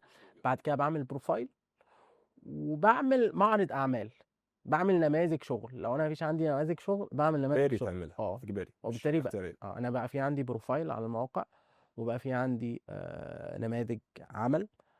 وبعد كده في خطوة بقى، طيب انا هقول لسباع انا عايز اشتغل، هشتغل لك بكام بقى، ازاي ان انا اسعر الخدمات بتاعتي. نفس النظام زي ما عملنا الماركت سيرش في الاول بتاعنا وبحثنا العطارين بيعملوا ازاي، فانت نزلت كل محل عطاره فشفته انت بتشتغل بتبيع دوت بكام، بتبيع ده بكام، ده عندك كذا، فاكتشفت الافرج بتاع الناس. بيبيعوا المنتج الفلاني بالسعر الفلاني. نفس النظام. انا ليه دايما بحب اقول على ابورك؟ لان ابورك فيه احسن حاجه تعرف تعمل عليها السيرش ده كله الناس دي كلها. وانت بتعمل 50 سيرش بتاعك على العطارين على موقع ابورك، هتلاقي كل واحد فيهم شغال بسعر كام. حتى ابورك حاطط شارتس معينه بيقول لك الشغلانه ديت، المهاره بتاعتك اللي انت تشتغل بيها الفيديو ايثنج، الشغل الناس اللي عندنا بيشتغلوا من افريج كذا لكذا. 30% على الموقع بيشتغلوا بسعر $10 في الساعه، 20% بسعر كذا، باقي ال 50% في السعر كذا. فانت بتحط الافريج بتاعك. انا بختار الافريج الناس المعظم بتاعهم مثلا لقيت 10 لقيت 20، معظم الناس شغاله بالمهاره الفلانيه. وانا بعملها ازاي؟ بعد ما اعمل في السيرش بتاعي بختار 50 واحد. ال 50 واحد هم ناس شبيهه للشغل بتاعي بيعملوا الشغل اللي انا بعمله. مش بتكلم هم كسبانين كام، انا لسه ما كسبتش اي حاجه، بس انا بعرف اعمل شغلهم. مم. فانا نفس السكيل الاساسيه شبيه ليهم، فانا اللي هم بيشتغلوا انا بشتغله. فده باخده معايا في البحث. باخد بقى ال 50 دولت اشوف متوسط الشغل اللي بيشتغلوا بيه كام. لقيتهم في الاخر سعر الساعه بتاعتهم $20، انا بروح منزل 20% عنه. 20%. بس عشان انا لسه في البدايات بنزل 20 25%. هل بنزل اكتر من كده؟ شايفها نقطه قاتله جدا. وان كان دي نقط اختلاف كبيره جدا من كذا حد، وكل واحد ليه مدرسته فيها. انا بالنسبه لي شايفها كانت بالنسبه لي انا عيب في بدايتي. مم. وقعت مع عملاء مش فاهمين الشغل، فاخترت الناس اللي بتدور على السعر مقابل الشغل. وانا ما عنديش مشكله ان الناس تدور على السعر مقابل ان انا اشتغل واصنع البورتفوليو بتاعي واصنع الفيدباكس. بس وقعت في عملاء كانت هتكرهني قبل ما ابتدي، فانا خلتني في المنطقي جدا، انت بتشتغل كذا بشتغل كذا. وخلينا عارفين لو انت عامل السيرش بتاعك كويس وبتعرف تصيغ البروبوزال بشكل عرض العمل بشكل كويس جدا، انت تنافس اتقل واحد في الموقع حتى بشكل لو انا لسه مفيش عندي فيدباكات، لان انا مفيش عندي عملاء سابقين. خالص خالص خالص. ودي نقطة هنتكلم فيها في المفهوم بتاع العميل وهو داخل. انا عندي اكونت عميل على موقع ابورك. عماد، انت اشتغلت مع كذا حد ومع فريلانسرز كتير وضربت ناس كتير. لو انا جيت دلوقتي حاليا في البودكاست حاليا، وانت دخلت حاليا عايز حد يعمل لك فيديو ايديتنج ودخلت على ابورك، هتبص على ايه؟ انا اهم حاجه بالنسبه لي معرض الاعمال بتاعه. قولا واحدا، قبل معرض الاعمال هتقرا عرض العمل بتاعه. ما هو اصلا كتابته لعرض العمل هي اللي هتخليني اوصل ان انا اشوف معرض الاعمال. هتبص على أي حاجه تانية؟ هبص على الفيدباك بتاعه، بس هيشكل في الاخر 10% من قراري، 20% من القرار بتاعي. انا هحسم الدنيا من عرض العمل والبورتفوليو معرض اعماله. خلاص انا لقيت الاثنين حلوين، هشتغل معاه. مفهوم بقى العملاء، ان اصلا في عملاء كتير بتخاف. انا اشتغلت مع عملاء كتير الحمد لله على اب ورك، فانا بقى منهم اصلا اصدقاء، فاحيانا بتناقش معاهم، وطلعت قبل كده في بودكاست مع حد منهم، او مش بودكاست، كان انترفيو مع حد منهم على القناه. فبنتناقش مع بعضنا. في عملاء كتير بتبقوا مستبعدين الشخص اللي تقيل على الموقع، اللي عنده فيدباكس، بيستبعدوه، ليه مش بقى؟ بيحبوه. بيحسوا ان هو مش اولويتهم، مش انا الاولويه بتاعته. اللي هو عندي غيرك كتير، عادي يعني. انت عميل اشتغلت، انت بص اشتغلت مع 40 50 حد غيرك، اشتغلت مع 100 حد غيرك، فعادي يعني. مش انت اللي هحط لك كل اهتمامي، عشان عندي البيزنس بتاعي، عندي شغل التاني، عندي فلوس تانية اجيبها من غيرك. فهم احيانا، ودوت ناس كتير بتروح للشخص اللي لسه في البدايات، مادام البورتفوليو بتاعه بيقول ان هو يعرف يعمل الشغل. انا مش هشغلك، مش هغامر بفلوسي لحد ما اعرفش اشتغل مهما كان. انا مش بشتغل شفقه، مش جمعيه خيريه. لقيت معرض اعمالك كويس وانت اقنعتني، هحبك جدا. في ناس اصلا بتستبعد، زي ما قلنا، الناس التقيله على اب ورك. يعني الحمد لله، اللهم لك الحمد، لما بدات شويه بقيت كويس على اب ورك، بقى في ناس ما اشتغلنيش عن الاول. في الاول انا خلاص هم عارفين ان السباقي ده بتاعنا مع احترامنا بقى، بس فعلا هيسحبوني وانا موجود ومتحمس جدا. مع الوقت انت بتختار العميل ومش بتتنك عليه، بس ليك شروطك، هشتغل مع ده مش هشتغل مع ده. فهم عارفين الكونسيبت ده، فاحيانا بيفضلوا الناس اللي في البدايات. ما بقولش ان المنطلق لا، المنطلق برضه الحمد لله بيجيب شغل، وفي عملاء بنفس الاريحيه. بس انت في بدايتك والله انت لسه معاك 70 80% من الفرص. خليني اقول برضو، هو في سؤال اساسي قوي. هو اي حد انت بتشوفه تنين على الموقع عامل $10,000، هو الشخص ده بدأ ب $10,000 ولا هو بدأ من الصفر؟ بدأ من البدايه. يعني هو بدأ من صفر برضو، كان في فترة هو ما بيجيبش شغل. هو بالتالي فكرة ان في ناس قبلك ما كانوش عندهم عملاء وجابوا عملاء، هل ده موجود؟ ده موجود، ده رقم واحد. رقم اتنين، النقطة اللي انت قلتها، ودي نقطة حتى في التوظيف في الشركات، هل الشركات بتوظف ناس جونيورز، ناس لسه مبتدئين؟ اه طبعا. النقطة اللي انت قلتها بقى، ان شخص اللي لسه مبتدئ بقى في عنده حماسة ان هو يثبت نفسه، بيبقى عايز ان هو لا بقى انا عايز اعمل شغل كويس، بقى في عندي اهتمام بالعميل وهكذا. والنقطة اللي انت قلتها برضو، نقطة البادجت، انت قلت ان انا ببقى منزل 20% من السعر. فانا دلوقتي بحاول ان انا عارف ان انا في عندي، لازم ان انا اكون معترف ان انا في عندي نقطه ضعف معينه، انا فيش عندي فيدباكات ومفيش عندي عملاء سابقين، واكيد العميل بيبص على دي برضه، يعني هو اكيد في اكيد، نقطه ما مش هيبص مش عليها. هتقول لا. فهي عندي نقطه ضعف. طيب ازاي انا هحلها؟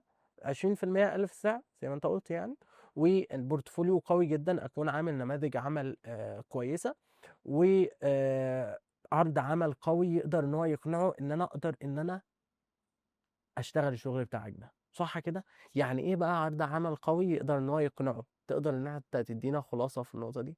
ازاي اكتب بروبوزال مميز، طيب، خاصة لو انا لسه مبتدئ؟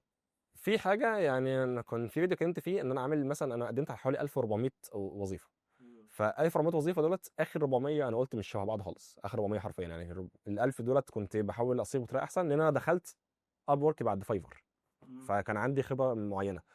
فكنت بحاول في فتره ما ان انا اتطور اكتر وانطلق اكتر على اب ورك. ودي كانت السنه الثانيه بتاعتي في اب ورك، كانت 21 سنه 21. دي كانت سنه اللي انا مش بس بعمل بقى الهوم ورك، خلاص هو الفريلانسنج بقى انا واحد هيشفت كارير الطب مقابل الفريلانسنج. فانا مش عايز اغامر، فهاخد باقصى سعي اقدر عليه، وهاخد باقصى حاجه من الاسباب. من ضمن اقصى حاجه من الاسباب اللي انا رجعت لل1000 بروبوزال اللي مقدم عليه قريتهم كلهم. طبعا اخد مني فتره طويله جدا، يعني كنت قعدت فيهم تقريبا حوالي شهر بفصص الحاجات. اي وظيفه اتقبلت فيها كنت باخدها على جنب. انا اشتغلت يعني، انا خلاص الحمد لله في خلال ال1000 دول اتقبلت مع حبه حلوين. فاي وظيفه اتقبلت فيها خدتها على جنب، واخدتها حفظتها في مكان لوحده في فايل على نوشن وهكذا، ودي بتاعتي.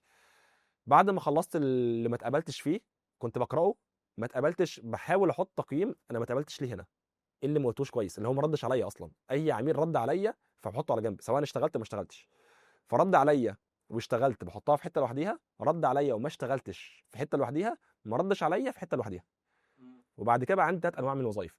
وده مش هيحصل الا لما تقدم على 40 50 وظيفه. عشان كده بيجي مثلا ناس من الاصدقاء فتقول لي سبايا انا قدمت على 9 وظائف ما اتقبلتش. انت ما قدمتش، انت ما بداتش، انت معكش حاجه تحللها. احنا بنقول بعد الكلام الجميل دوت وعملت البورتفوليو وسمعت عماد وهو بيشرح وقعدت مع سباعي وقال لك اعمل كذا، فانت خلاص حد جامد جدا ودخلت ما اتقبلتش، ده الطبيعي. انت قلت لي ان انت قدمت على 390 شغلانه فاول حاجه على فايفر. لمده 40 يوم ما اتقبلتش في ولا واحد فيهم، وفضلت مستمر في الساعه انت بتقدم كل يوم 10 على 10 شغلات، ويوم ويوم ما اتقبلت اتنصب عليك. بس انا كنت وقتها بهزر على فكره برضه، في 390 انا كنت بهزر، انا كنت بقدم كوبي بيست امم كل حاجه. فانا لما يعني انا اسف اعلق على فكره واحد مقدم على 9 شغلانات، او واحد احنا عملنا له التريننج اللي هو ماشي تريننج 30 ساعه او مش عارف ايه، وقعدنا نعلمه وهو لسه، بعدين يجي يقول لك انا قدمت على 5 شغلانات وما اتقبلتش. انت ازاي فاشل ما جدا يا اتقبلتش؟ عماد، ازاي انا قاعد معاك 30 ساعه راجل؟ طيب ايوه بالظبط. مشهوره جدا والله، مشهوره جدا، ودي اكتر حاجه قاتله.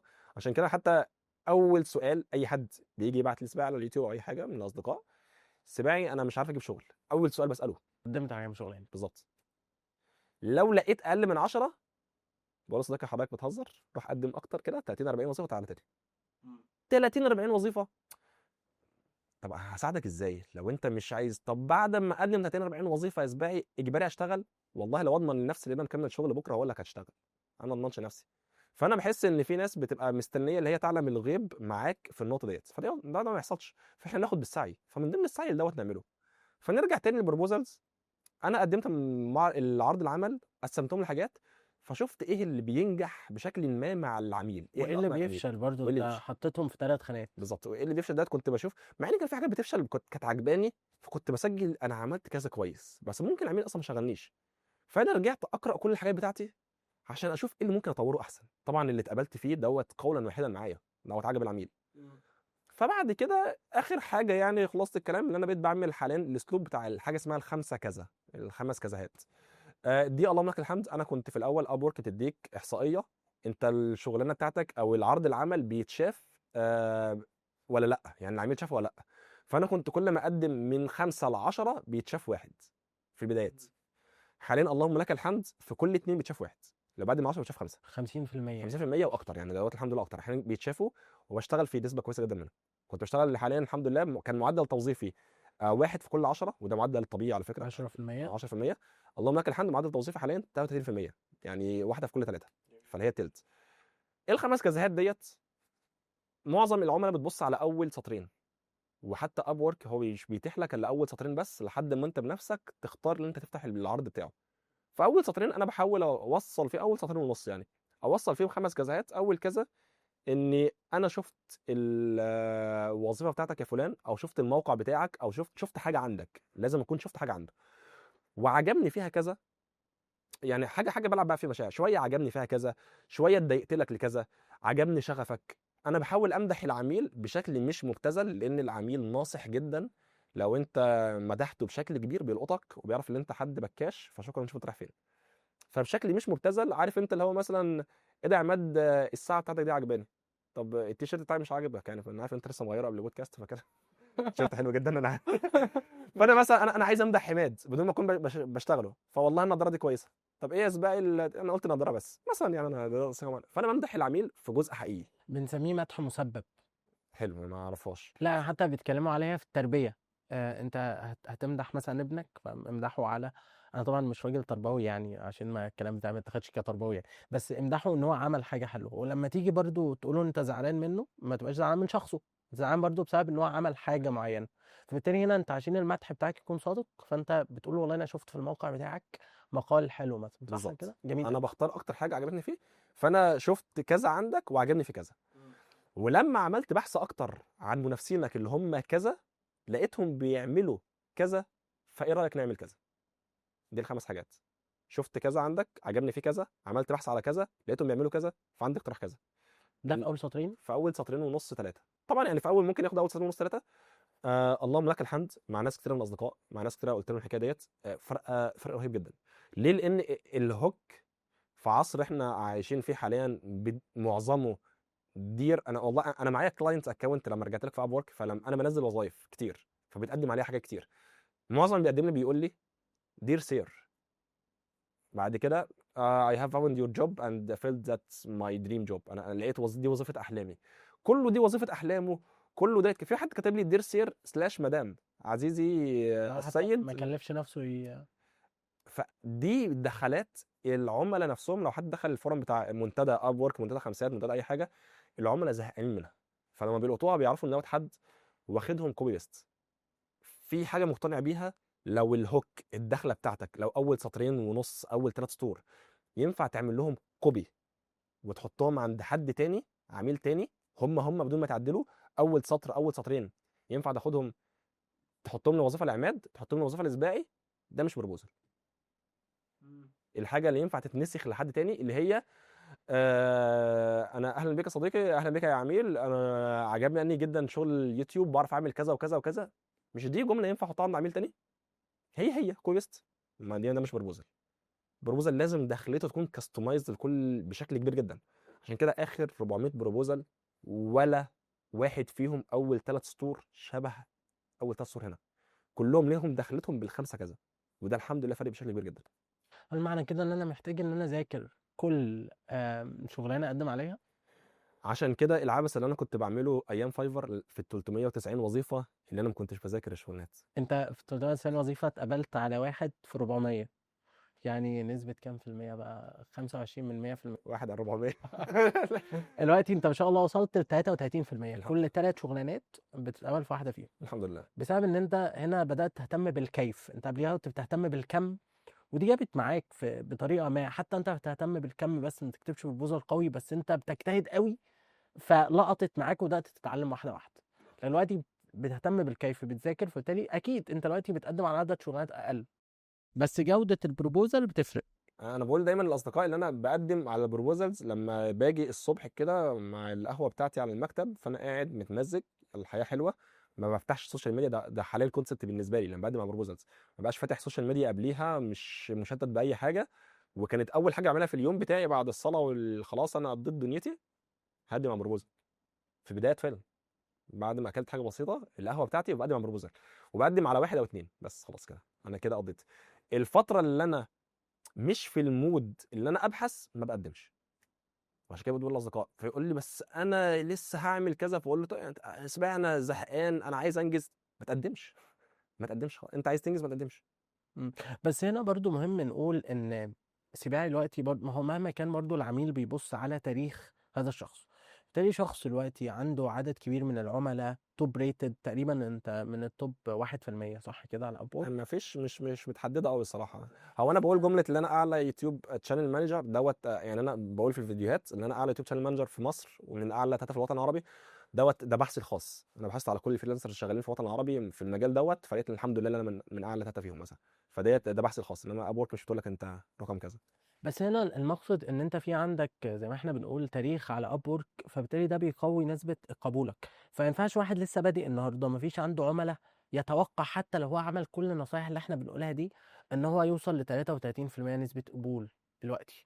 لا، فبالتالي هو لازم ان هو يشتغل على الاثنين، على الكم يقدم على عدد كبير، بس في نفس الوقت يهتم بالكيف برضه عشان يزود نسبة الايه، نسبة القبول بتاعته، صح كده؟ طيب، احنا دلوقتي مشينا رحلة. الخطوة الأولى اخترنا المهارة، بدأنا إن احنا نشوف المواقع ونعمل بحث السوق، واخترنا مثلا وليكن موقع خمسات وأبورك، وعملنا بروفايل هنا وعملنا بروفايل هنا. في عندي سؤال: هل اعمل بروفايل هنا وبروفايل هنا، ولا اكتفي بموقع واحد في البدايه؟ في البدايه لا باس ان انت تمشي في موقعين، مش ثلاثه، مش ثلاثه، يعني ممكن موقعين، وتبقى عارف ان انت هتدي واحد فيهم 80% وواحد 20%. يعني عشان انا كنت بقول له ابتدي في موقع واحد بس، ففي ناس الحماس لا انا عايز ابتدي في موقعين، فلا باس. انا بدات حاليا في الاول في 3 مواقع، طبعا ده كان عبث مني وما كنتش عارف اركز في حاجه. بس لو هبتدي في موقعين، في موقع بتست فيه بالحب، وموقع فعلا مدي دلوقتي. لو الجمله اللي انا حابب اقولها للناس، ابتدي في موقع واحد بس. بس دي تبقى صعبه التنفيذ احيانا، لان انت ممكن يكون في موقع تاني في بريق امل احسن منه، الدنيا احسن منه، فخلاص لو هتعمل على اتنين اعمل على اتنين. بس يبقى انت عارف ان دوت واخد اولويتي، ودوت حاجه فرعيه في النص. دوت لو انا بشتغل ساعه، دوت واخد 40 دقيقه، ده واخد 20 دقيقه بجرب فيه. فاكتر من كده لا. وليكن هبدا على خمسات ومستقل. بس هنا السؤال، انت قلت لي انا هقدم في الاول على عدد شغلانات كتير، هل خمسات لو انت قلت لي هبدا بخمسات، هل خمسات بيقدم لي فكره ان انا اقدم على شغلانات، ولا انا هنتظر العميل؟ لا يبقى في الاثنين. خمسات في الاساس بتاعه مبني على اللي انت تنتظر العميل. بس حاليا في طلب خدمات الغير موجوده اللي قلنا عليها في الاول، اللي انت بتشوف الناس كاتبه ايه دول بس دي بيقدم. ما بتبقاش كتير صح؟ فبالتالي هحتاج ان انا اقدم على مستقل، ولا بتبقى كتير على خمسات؟ يعني على حسب المجال بتاعك، في حاجات بتنزل لها كتير، ومش كل المجالات تبقى مطلوبه بشكل كبير قوي، بس في حاجات تبقى موجوده بشكل حلو. وبعدين انت عندك خدمتك على خمسات مستقل، يخصنا ان اصلا خمسات ومستقل تبع حاسوب في الاخر، فالاثنين بيخدموا على بعض. فممكن خمسات ومستقل انا بعتبرهم ابتدي في الاثنين مع بعض ماشي، ده كويس جدا. اخترت الموقع اللي هبدأ عليه، عملت البروفايل، عملت معرض الأعمال، ظبطت البروفايل بطريقة معينة. بقى هتلاقوا في، حتى انت عندك قناتك على اليوتيوب بتالي في سلسلة الأبورك، في سلسلة الخمسات، فبالتالي نقدر احنا نعمل البروفايل كويس، نعمل معرض الأعمال، شفنا الشغلانات، عملنا بحث السوق، سعرنا زي ما اتكلمنا، بدأنا نكتب بروبوزال مميز، جبنا العميل، اشتغلت مع العميل. ازاي ان انا احافظ على نفسي ان انا ما اتنصبش عليا زي ما انت اتنصب عليك اول مرة؟ شكرا ليك. شكرا ليك يا أحمد. خلاص بتضرب فين؟ اول حاجه انا بقولها للاصدقاء حاليا، خلاص انت ربنا كرمك، حتى لو قبل ما ربنا يكرمك بعميل، اقرا التي او اس او التيرمز والسيرفيسز او خصوصيات وسياسه الموقع. اقرا سياسه الموقع، اقراها كامله من فضلك، او لخص الحاجات المفيده بتاعتك انت كفريلانسر. بلاش تقرا اللي العميل بيعمل، اقرا الفريلانسر ايه خصوصيته وسياسته اللي ماشي بيها ازاي، اقراها كامله. ليه؟ لان انت مش هتروح في شركه ما تمضي على عقد الا ما تكون مفليه، يا اما هيسوحوك في النص وهيبقوا عاملين لك شرط جزائي وكذا. نفس النظام وانت بتشتغل على الموقع، اي موقع خمسات، اب وورك، فريلانسر، مستقل، هو انت بتعمل اكونت فيه علامه صح اجباريه، عارف انت نيكست نيكست نيكست نيكست اي اكسبت اكسبت. بالظبط، اللي مش بعدين انت رايح فين. انت هنا مليت الكونتراكت، الكونتراكت دوت فيه انت عارف لو حصل كذا في كذا، لو حصل كذا في كذا، لو حصل كذا في كذا. انت ما غلطوش، ما تلومش نفسك، الا بقى ما تلومش الا نفسك. فده خلاص، لان هم حاطين في السياسات اشهر النصب اللي بيحصل عليك ايه. قايلين لي يا سباعي، حتى في فايفر قايلين لي يا سباعي ما تقدمش شغل في المسجز، قدمه هنا. انا ما شفتش، انا عملت نيكست اكسبت فاتنصب عليا. قايلين لك ان في اب وورك في نصبايه مشهوره جدا جدا، انا حتى عملت لها فيديو لوحده، نصبايه حاجه اسمها الساعات المانيوال، ان انت تقدم ساعات مانيوال.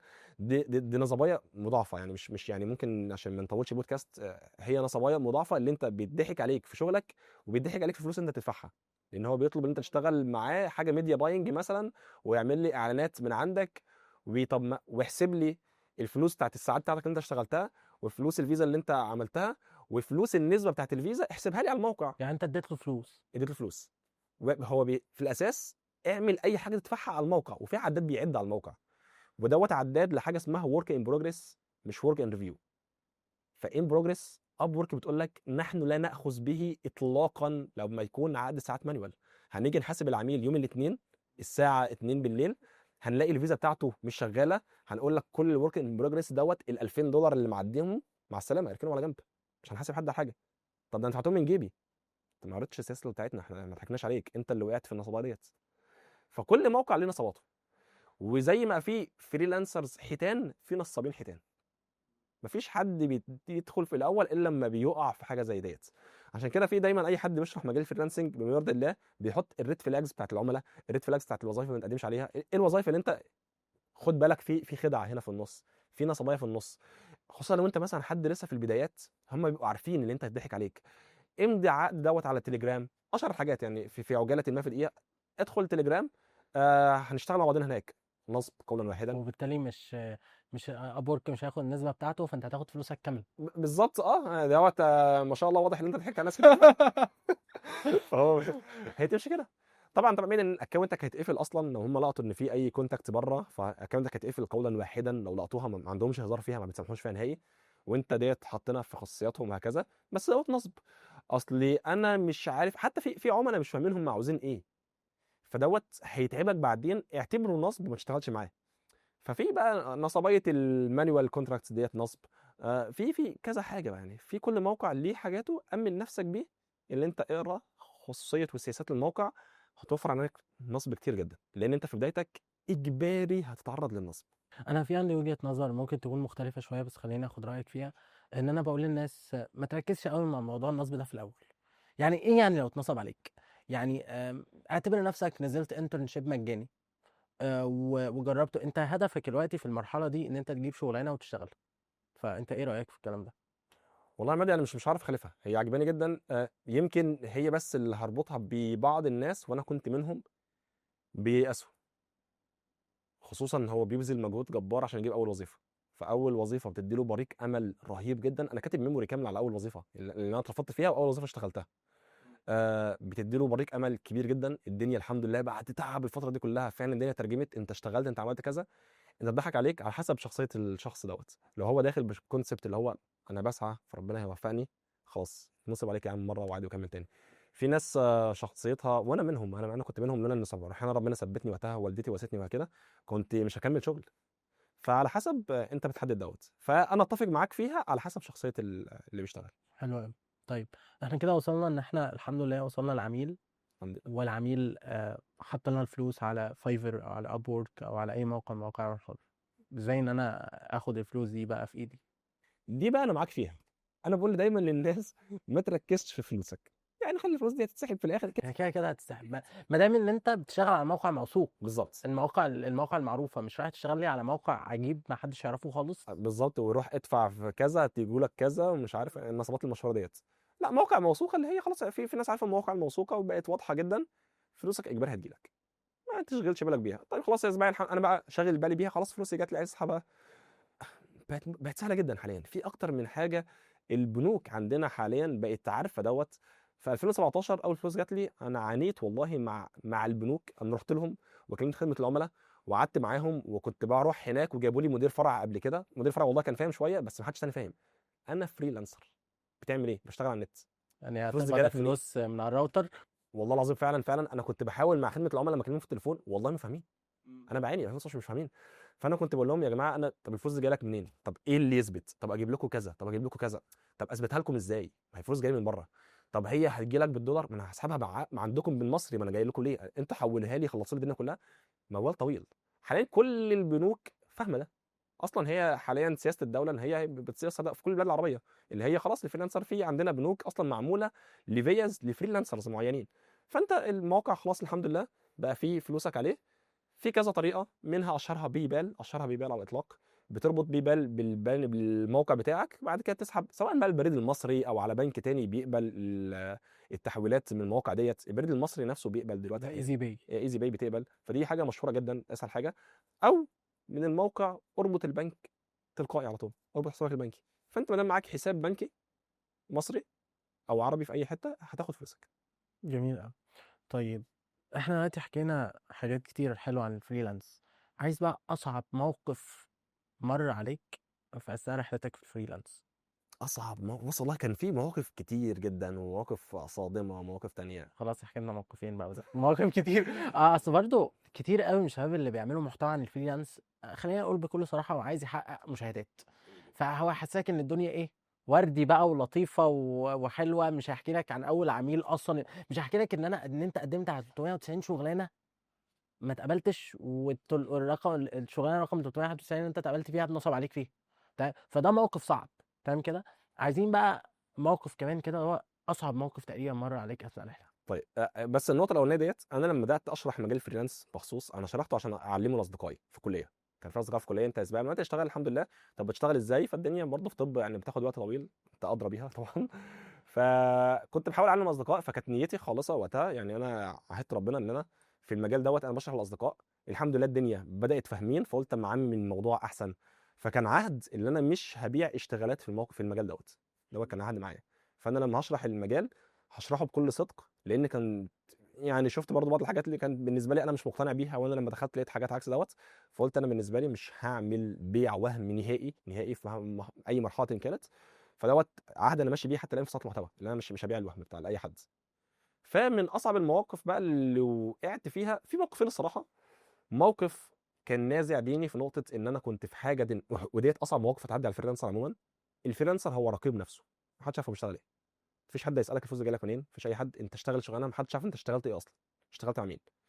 من ضمن الفترات اللي اشتغلت فيها كنت في حاجه ماديه فعلا، الحمد لله كان ربنا كرمني على الموقع، بس خلاص جت فتره منقطعه مش عارف الاقي شغل لمده تقريبا شهر وشويه، ودي اي حد فريلانسر بيقع فيها. فانا محتاج فلوس، ويشهد الله جات لي وظيفه سعرها 5 اضعاف سعري الطبيعي. اتفقنا على تفاصيل كل حاجه، يلا الدنيا تمام حلو، يلا الكونتراكت. هشتغل على ايه؟ هشتغل لشركه خمور. طبعا اللهم لك الحمد، قولا واحدا انا بقيت اسبوعي مش هشتغلها، قولا واحدا جات لي مش هشتغلها خلاص. انا عارف الحمد لله الدنيا، والحمد لله واحد كان في مبدأ بالنسبه له. بس النفس البشريه، انا بقول لك النفس البشريه، لان خلاص انا عازم ان هي مش هشتغلها، واول حاجه بعت له خلاص انا اسف يعني مش هعرف اشتغل الوظيفه ديت، مش هتتابعني وكده. طب يا سباعي، هو الحديث لما ذكر الخمور اللي هي الخمره ملعونه، وملعون بقى حاملها وساقيها 9 ملعونين، يعني اي حد بيجي في النص، ما ذكرش اللي بيعمل ماركتنج. انا بقول لك نفس البشريه. طب هو ما ذكرش كذا. طب ما تشتغل وطلع 20% صدقه. طب اطلعهم كلهم يا عم صدقه، وخد بس انت عاوزها، هي 5 اضعاف طلع 4 اضعاف.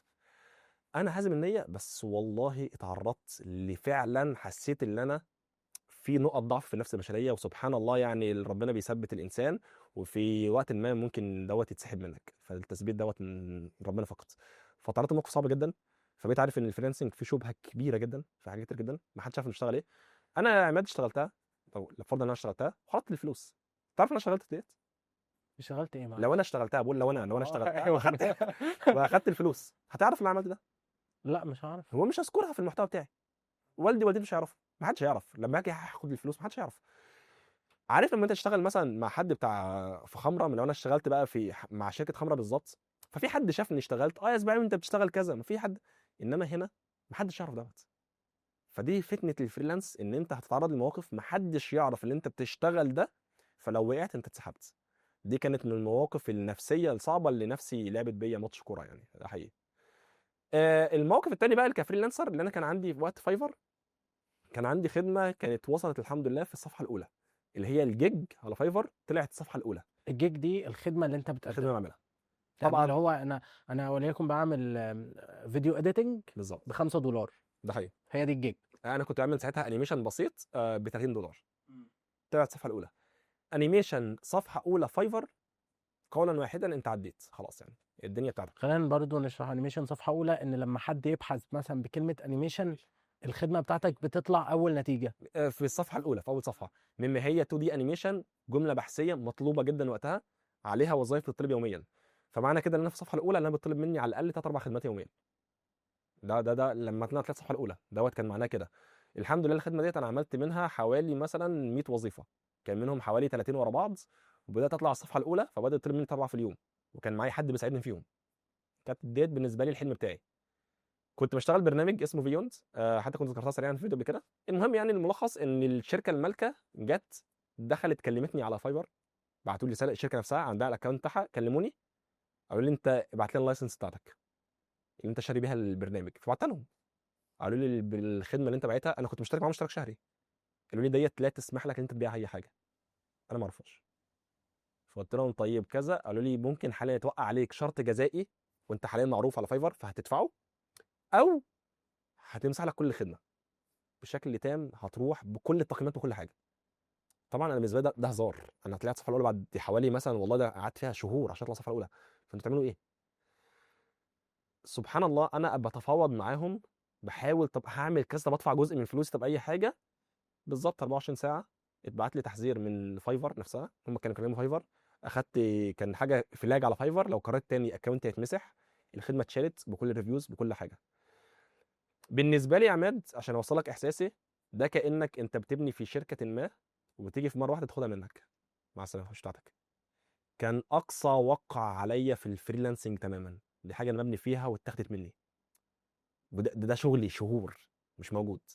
عملت منه فلوس ماشي، بس ده البيزنس اللي مستمر فيه. فده كان اصعب موقف. وسبحان من ثبتني من صديق في الكليه اللي قال لي اسمع يا عادل، اللي عملتها مره تعملها تاني ان شاء الله. يعني كلام بقى تنميه بشريه جميل كده. بس سبحان الله يعني اللي انا كملت فيه. ده كانت اصعب موقف. وفعلا الخدمه اتشالت، شايل كل كل حاجه. الريفيوهات، كل حاجه، كل حاجه. الموقع البروفايل بتاعك بدأ من الصفر. شبه بالصفر يعني. يعني كان معايا خدمه تانية فيها بتاع 3 4 تقييمات. فبقيت بلعب عليهم يعني. هو ده الموقف اللي انت حكيته قبل كده، ان انت في الوقت ده فكرت ان انت مش هتكمل از حقيقي. فريلانسر؟ انا بقول لك اللي رجعني ساعتها صديقي. انا قلت ساعتها انا خلاص كده الفريلانس بالنسبه لي اللي انا بنيته راح. انا ما عنديش استعداد ابني ده من الاول، انا تعبت فيه. فسبحان الله تاني هو السعي تكمل فيه. سبحان الله. طيب حلو أوي. يعني خلينا نرجع كده لنقطة انت قلتها، عديت عليها كده سريع، في شهر ونص انت فضلت ما يجيلكش شغل خالص. ف يعني عايزين نحكي عن عن الفترة دي. وهل ده يعني بيكون في الفريلانسنج عامة؟ يعني انت عارف ان انا لو بشتغل شغلانة وظيفة في شركة معانا، فانا كده كده بقبض اخر الشهر، تمام كده. فالفريلانسنج الدنيا بتمشي فيه ازاي في النقطة دي؟ هل ممكن الموضوع ده يتكرر؟ طب بيتكرر ازاي؟ يعني ازاي ان انا هندل حاجة زي كده؟ فريلانسنج في جمله انا بقولها طبعا مش مبنيه على اي مستند علمي او اي حاجه، انا اللي مخترعها. انا مفيش والدكاترة شغل اصحاب. عالم مبتكره. مفيش فريلانسر هيشتغل كفريلانسر لمده سنه وشويه الا ما يعدي عليه شهر بدون شغل، او سنتين مثلا يعني. اجباري عليك شهر على الاقل بدون شغل، فتره ما تعدي بدون شغل. انا ما شفتش اي حد من اللي انا اعرفهم يشتغل فريلانسر لفتره طويله الا وتعرض اللي هو ما فيش شغل عليه. فدايما انا بقول للناس انت هتجيلك فترات بدون شغل، اجباري هتتعرض لدوت. مهما كنت تنين مجنح في الموقع، مهما كنت اعلى واحد في الموقع، هيتعدي عليك فتره بدون شغل. عشان كده اي حد دي في الفريلانسنج بيبقى لازم بيكون من الحكمه اللي هو بيعمل سيفنج معين، ادخار معين لجزء من فلوسه. الادخار دوت مش عشان استثمار، ده في ادخار معين 20 30% على حسب للفتره اللي انا مش هشتغل فيها. انت عارف من الاخذ بالاسباب وتمام السعي اللي انت تبقى عارف انت عاقلها ومتوكل. فمن عقلانيه الامور اللي انت عارف ان المجال دوت في فتره مش هشتغل فيها. ففي فتره ان دايما من فلوسك بشتغل، جالي 10 جنيه في 2 جنيه على جنب مش هتجنبيهم عشان احتاجهم بعدين. في يوم تاني انا خلاص انا بيتي مكفيه الحمد لله ب 10 جنيه، فانا في شهر هقبض فيه 20 جنيه، فهروح مطلع خلاص هوسع على نفسي، الدنيا مشروعه بالنسبه لك خلاص، هحط 13 جنيه المره دي هصرفهم، واحط 7 جنيه على جنب هحتاجهم بعدين هستثمر فيهم ولا كده. فدايما في الفريلانسنج انت مره بتقبض فلوس عاليه، مره بتقبض المتوقع بتاعك، مره ما بتقبضش خالص، مره قليل. فده بيغطي ده. ومفيش حد فريلانسر مفترض ان هو بيحسب انا دخل الشهري كام، انا دخل الربع سنوي كام، النص سنوي كام. تتاخد لوكش على بعض، لان انت في شهر بيغطي شهر وشهر مش موجود، شهر فيه الدنيا احسن. فانت تحسبها شهر بشهره صعبه، هي الربع سنوي او النص سنوي. وعشان كده حتى اللي بيبتدي مجال الفريلانس وبيقول لك انا هعمل شيفت كارير وهبقى فول تايم فريلانسر، فبقول له بالله عليك استنى شويه كده. هل انت معاك حاجه على جنب قبل ما تسيب شغلك وتروح خلاص انت فريلانسر؟ معاك ادخار 6 شهور على جنب محوشهم تصرف بيهم على نفسك وعلى بيتك وعلى كل حاجه بدون انتظار جنيه واحد للفريلانس؟ فيقول لي هو انا ممكن اقعد 6 شهور من غير ما اشتغل؟ ممكن تقعد سنه. عادي يعني. فلازم تبقى انت عارف بقى الحكمه اللي انت ماشي بيها كده. اجباري تقع، واجباري اللي انت لازم تكون عارف دوت من البدايه. نتكلم عن ادخار من 3 ل6 شهور، بحيث كمان لو حصل اي طارئ. يعني طبعا كل شيء بقدر وكل حاجه بامر ربنا، بس يعني لا قدر الله واحد عمل حادثه مثلا فاضطر انه يقعد مثلا، فحصل اي حاجه، احنا دلوقتي داخلين على حرب عالميه وحاجات كده يعني. فانت يبقى في عندك، انت في عندك اداره لاموالك، بحيث ان انت يكون في عندك في اي فتره انت مش هيكون فيها شغل، يكون في عندك حاجه تغطي انفاقك. وديت من السوفت سكيلز اللي بيتعلمها في الفريلانسنج. عشان كده لما قلت لك الاول برضه الاداره الماليه. مهما كان بالظبط، مهما كان انت تدخل مجال الفريلانس وحتى مش هتكمل فيه، صدقا هتتعلم منه حاجات كويسه جدا. فهو مجال فعلا بيعلمك حاجات كتيره جدا من اداره ماليه. شكرا جدا يا احمد على الحلقه اللي انا حقيقي استفدت منها كتير. وطبعا الحلقة الجاية إن شاء الله هنتكلم عن مجالك بقى، اللي هو مجال إدارة قنوات اليوتيوب، إزاي بدأت فيه وإزاي أي حد حابب يبدأ فيه إزاي يتعلمه وإزاي يبدأ فيه يعني. كانت دي حلقتنا مع أحمد سباعي اللي اتكلمنا فيها عن الفريلانس، إزاي بدأ وإيه التحديات اللي هو مر بيها. لو عجبتك الحلقة ما تنساش تشاركها مع أي حد ممكن تفيده، وقول لنا في التعليقات إيه المجال اللي أنت حابب إن أنت تعرف عنه أكتر عشان نتكلم عنه في كاريري كاست. استنونا الأسبوع الجاي مع حلقة جديدة مع أحمد سباعي، هنتكلم فيها أكتر عن مجال إدارة قنوات اليوتيوب. شكرا ليكم.